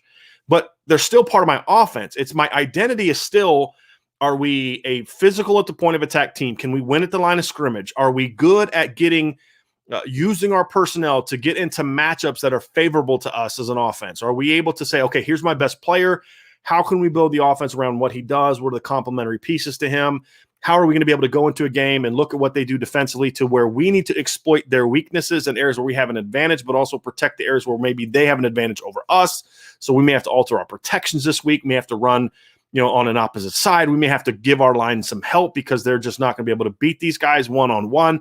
But our identity is still going to be the same. We're going to emphasize certain pass concepts. We're going to be a physical at the point running team, whether we're focusing on inside zone, outside zones, counters, gap schemes, whatever the case may be. You're going to have some consistency amongst those things. What changes from year to year, and to me, play calls are not your identity. Your identity is the type of play you want to have. So that means, are you going to be efficient offensively? Are you going to be explosive offensively? Are you going to be a team that takes the fight to your opponents? Those things, to me, are identity. The identity doesn't change because you have Jack Cohn or Drew Pine in your offense in 1 year, or because you have Tyler Buckner or Deshaun Kaiser or Malik Zaire the next. That identity doesn't change. Your just emphasis from a scheme standpoint might change, but it's still going to be part of who you are. That's also true from one pocket quarterback to the next. Jack Cohn may be the quarterback this year, and there's going to be like 7 or 8 concepts that he just loves and he's just good at, and the personnel is that way. But then when Drew Pine takes over, just for argument's sake, since you have him in the same categories as Jack Cohn, you may run 2 or 3 of those concepts just as much as you did, but you may run 4 or 5 other different concepts that Drew Pine executes more effectively. He may be more comfortable making certain throws. Let's say one quarterback may be more effective throwing things into the boundary. So there's concepts that some boundary concepts that you really like with one quarterback that you don't like with another because the other quarterback is uncomfortable throwing into the boundary as much. One quarterback may not be real comfortable throwing over the middle of the field. The other one is.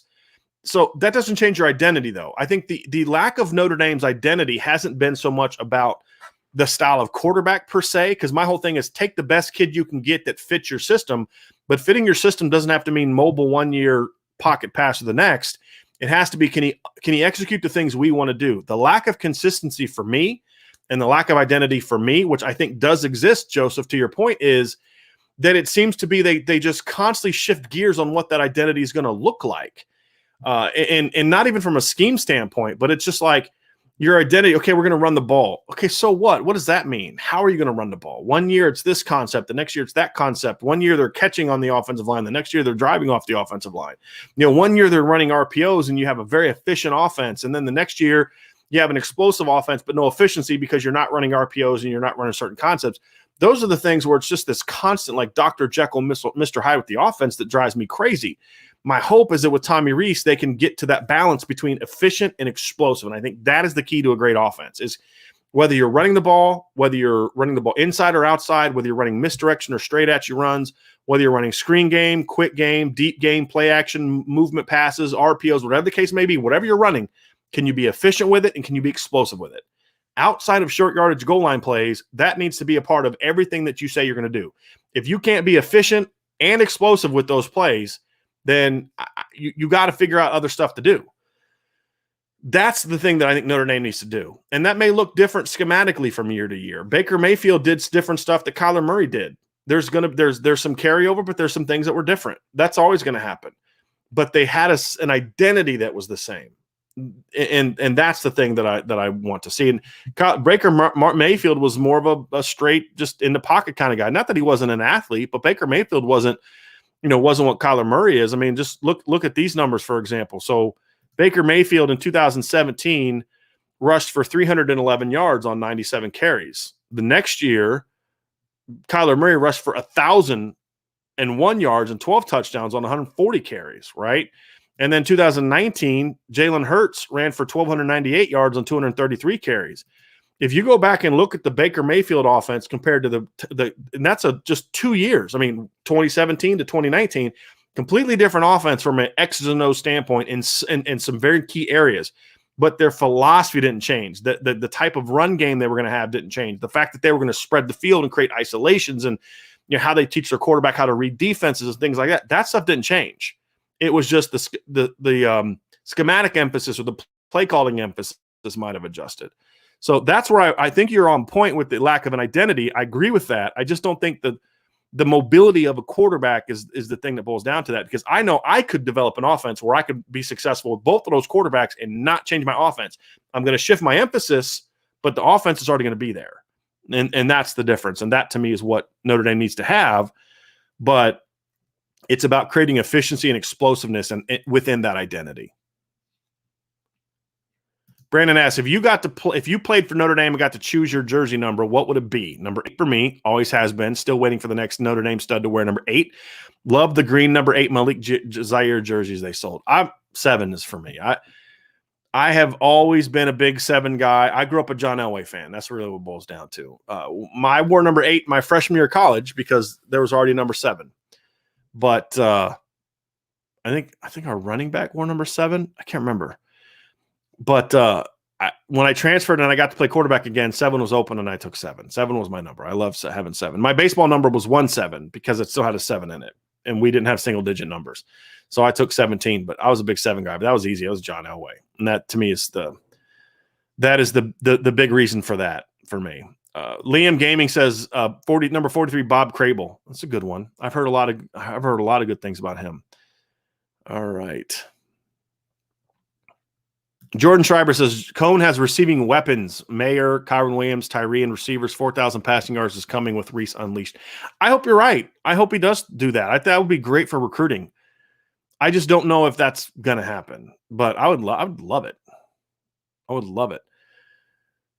Sergio Green says Georgia's rival is Florida, isn't it? That's their league rival. The rivalry that they have, it's the last game of every single season is Georgia versus Georgia Tech. That is another rival. They have more. It's kind of like Notre Dame has rivalries with USC and they have a rivalry with Navy. There's still one that's their primary. The game that Georgia ends every single season with is Georgia Tech. That's the game they end every single season with, just like Alabama and Auburn end every season that way. Florida's main rival is Florida State, not Georgia. Georgia is their SEC rival, but their big rival is, I'd love to have some Florida fans on here to tell us which rivalry is bigger for them right now, but over the course of history, what's the bigger rival? Is it Georgia or Florida State. I would imagine for most of the time I've been alive, it's been Florida State. Let's see here. Let's get some more questions before we get out of here. It's a lot of questions. You guys are crushing with the question. I love it. All right. Old Grim says, have to get a hat later today so I can wear it on my golf Tuesday with my Ohio State fan wife. Okay, there you go. You definitely need to get a hat. The link is down below in the merch store. Realist LGND Killer, do you think Swarbrick has a plan to put Notre Dame in the ACC with this playoff proposal? Go back and check the earlier argument. I thought so, yes, but Vince has convinced me otherwise. Vince, to Brian Dembo's point, mark it on the calendar. Then he won an argument. It is June 11th. Vince made an argument that convinced me that his point of view was better than mine. It's not going to happen often, but it did happen today, absolutely. Okay, TT says, since 2017, fans have talked every season about rotating at a position on the O-line, but it's never happened again. Should we stop talking about it? Have you heard it actually happen? Have you heard it could actually happen again? I haven't heard it, but just because it hasn't, they're not going to do it doesn't mean that I'm not going to say they shouldn't do it. Number one, I haven't talked about it every year since then. I only talk about it when it's applicable. And I think this year it's applicable because it's similar to that situation. You have a young offensive lineman in Andrew Kristofic who maybe isn't ready for full-time work, and you have a very talented freshman who maybe isn't ready for full-time work, and that's what you have. It has to be a situation where it's sort of that. You're not going to – if you have a stud – if Blake Fisher was on the team last year, you're not going to rotate him every series with Liam Eichenberg because Liam Eichenberg's your left tackle, right? But in this case, I think the circumstances are ripe for it to happen, and I think it should happen. Let's get down here. We got a little chat. John A1, appreciate you for the super chat, buddy. I really do. John asks, if Tosh Baker makes a big jump, is it more because he physically developed or due to Coach Quinn getting him ready? Can Tosh win right tackle? So I think it's possible, and I think as far as the specifics of your question, I think it'd be both. I think that Tosh still has some physical development that's continued to needed. I think he's got to reshape his body a little bit more. I think he needs more weight room work. I think Matt Bayless gets the first crack at developing Tosh Baker.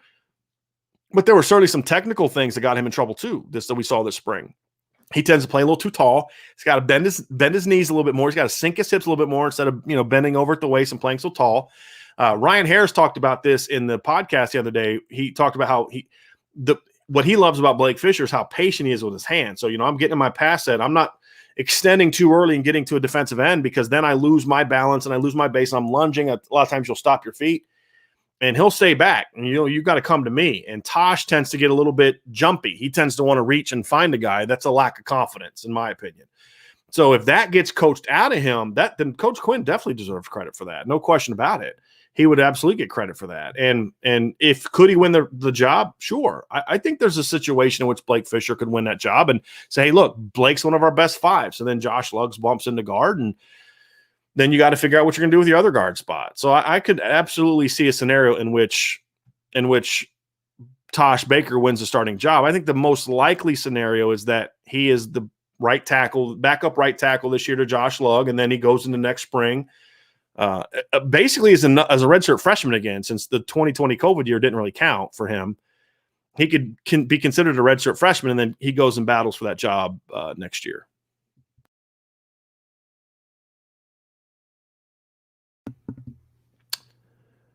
Let's see here.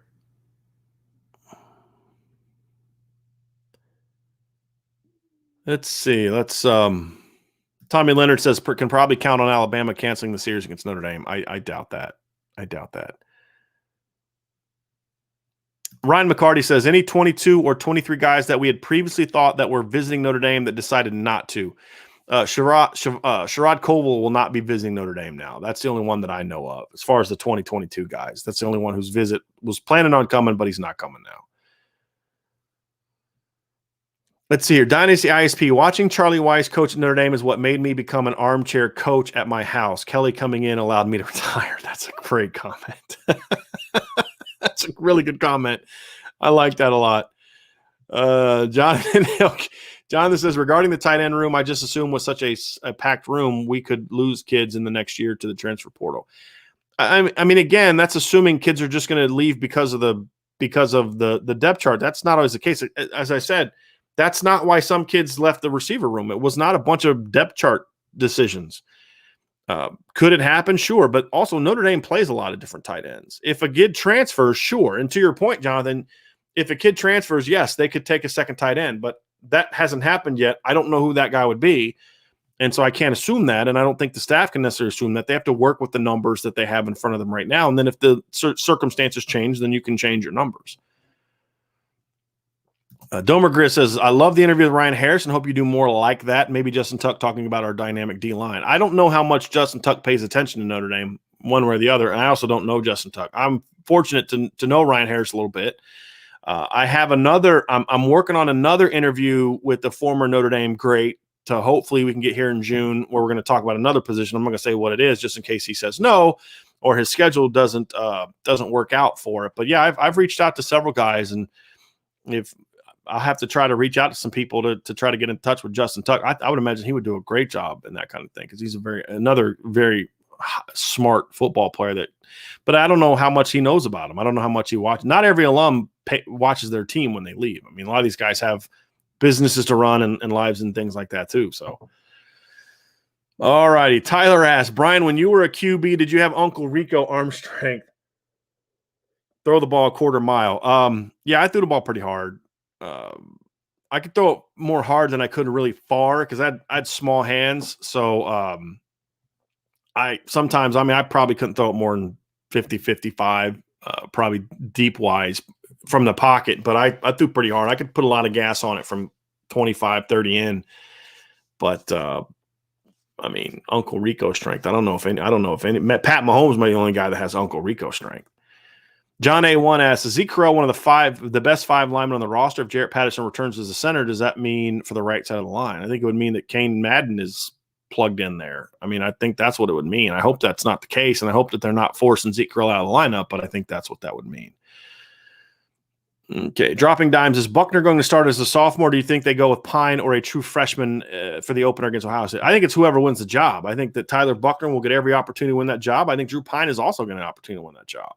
If I was a betting man, I would probably go Tyler Buckner just because he's so talented, but I also would feel really nervous about betting against Drew Pine. Really nervous. Let's see here. John Wynn has asked this question a couple of times. I'll get to this. John joined the show last night. He's a Washington fan. So this is John's question. This fall, my University of Washington is playing against the Oregon State Beavers. So if that game gets postponed because of COVID, can my team reschedule, or do they have to wait until the Pac-12 championship game?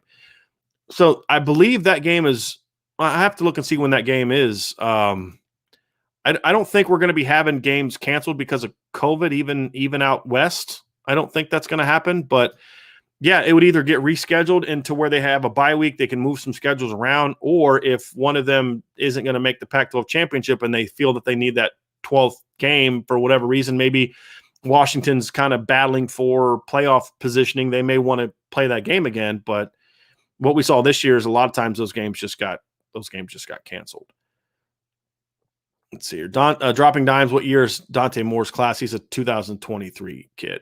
Jonathan says it wasn't intended to be a dig. I know. I'm just messing with you. I didn't take offense to it. I just had to play the sympathy card a little bit. You're good, man. Look, I do tend – I don't want to say if I'm pessimistic. I just tend to be – I think I'm just I don't know. I don't know how to describe it. I don't think I'm pessimistic. I think I'm usually pretty optimistic. There are certain things that I'm not going to be pessimistic just for the sake of it when the evidence is to the contrary. Liam Gaming says on the O-line, could you rotate in pairs, Madden Lugg and Rocco Baker? Or is it that too much? That's too much messing around for me, in my opinion. So you're saying like have Madden and Lugg be your guard and tackle, and then the next series it's Baker and Rocco. I don't think that would work because,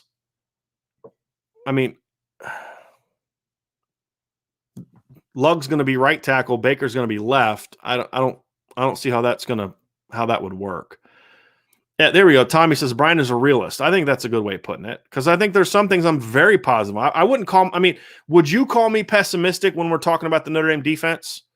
Would you call me pessimistic when we're talking about the talent of the Notre Dame wide receivers or the running backs? I don't think I am. I think there are some things that that just experience has taught me that until they prove that they can get this done a different way, that's just how I'm going to have to be. Sean Terry says, sorry, just joining. Welcome to the show, even though it's late. Welcome to the show, Sean. I'm kidding. I'm sure that this will be addressed, but I don't have a problem with Swarbrick adding a game as a response to people whining that we don't play a conference championship game. I have a problem with it because I feel like, and this happens in politics a lot too, but when you concede a faulty point to make it go away, it's not going to go away. They're just going to shift it somewhere else. We've seen this in politics all the time where, one side will say, well, I'm just going to give in on this issue because it'll shut them up. It never shuts them up. People aren't going to stop talking about Notre Dame's independent. I have a guy today talking about, Notre Dame independent. This benefits them, blah, blah, blah. They try to use some money. They make more money off the TV contract. Then I blew that up because that's false. He's going to say some other dumb thing. People are going to still make that same point.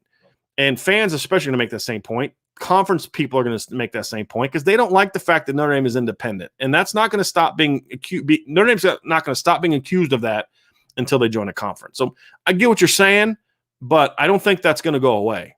I don't think it's going to go away. This is any chance Notre Dame could have two different lines this year, similar to hockey line, to keep guys fresh. No, that's not going to happen. Liam Gaming says, one good thing about the 12-way playoff, most of the time we would be a home team and would be good for South Bend community. Yeah, I think that's the thing we talked about last night in the show, Liam, is that is one of the good – I mean, if you're going to adopt this policy, one of the good things of it is – and again, I don't like a 12-team playoff no matter what. I don't like that idea. But so Notre Dame would have made the playoff in 15. They would have made the playoff in – I think they'd have made 3 by now, 18 and 20. I think that's the 3 they would have made. In 18, they would have been at home as an 8 seed against Florida State. Yeah, I'd take that. I'll take that. I mean, that would be great for the community. They'd have had a home game in 2018. They'd had a home game in 2020 in December. Yeah, that's not only does that provide you benefits as a team because it's going to be cold and all that, but it also, like you said, it's another shot in the arm for the South Bend community. There's no question about it.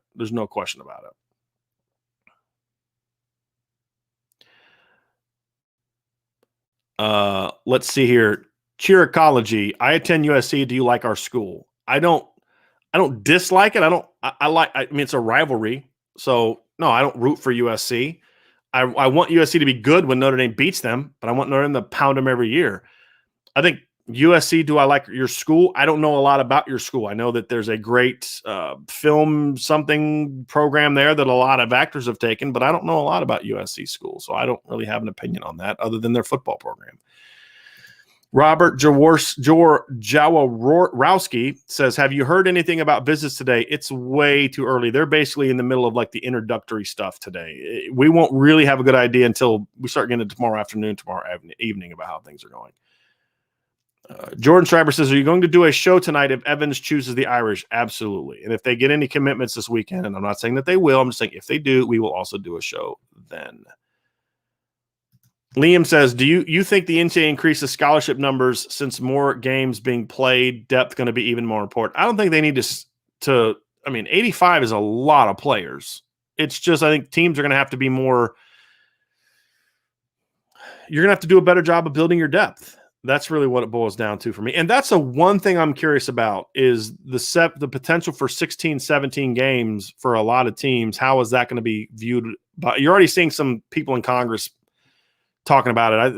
They should have more important things to worry about. But no, I do think that's a legitimate thing. That's one of the things I brought up last night is 17 games is absurd. To be asking a team to play 17 games to win a championship, yeah, I don't like that. SS, in regards to the safety position, how reliant is that on talent versus coaching? For example, I think you mentioned how for cornerback, you got to have the talent if safety is similar, or can great coaching overcome it?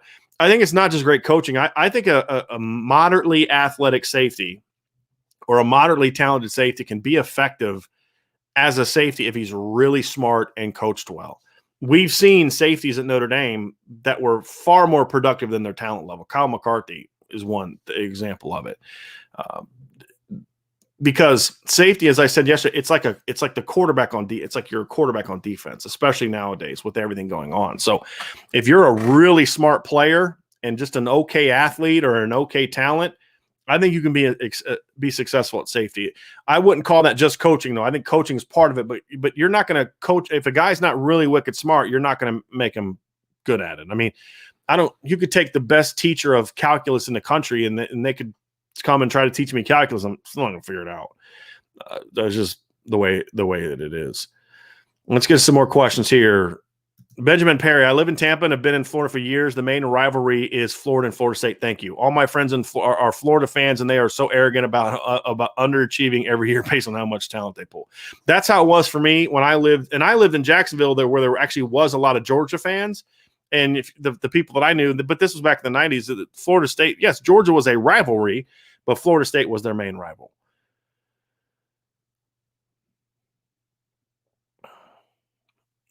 Let's see here. Patrick McGrain, I get to take my son to his first Notre Dame game when they come to Baltimore in 2022 to play Navy. Notre Dame versus Navy in Baltimore was my first game, and my dad's and his dad's. That's awesome. That's a great tradition to keep going. That is amazing, Patrick. Thank you for sharing that. That'll be really cool. Really cool to see. John A1, does Anthony Lucas have the potential to be as good as Stephon Tuitt for Notre Dame? Different position, but yes, I think he can be. Absolutely.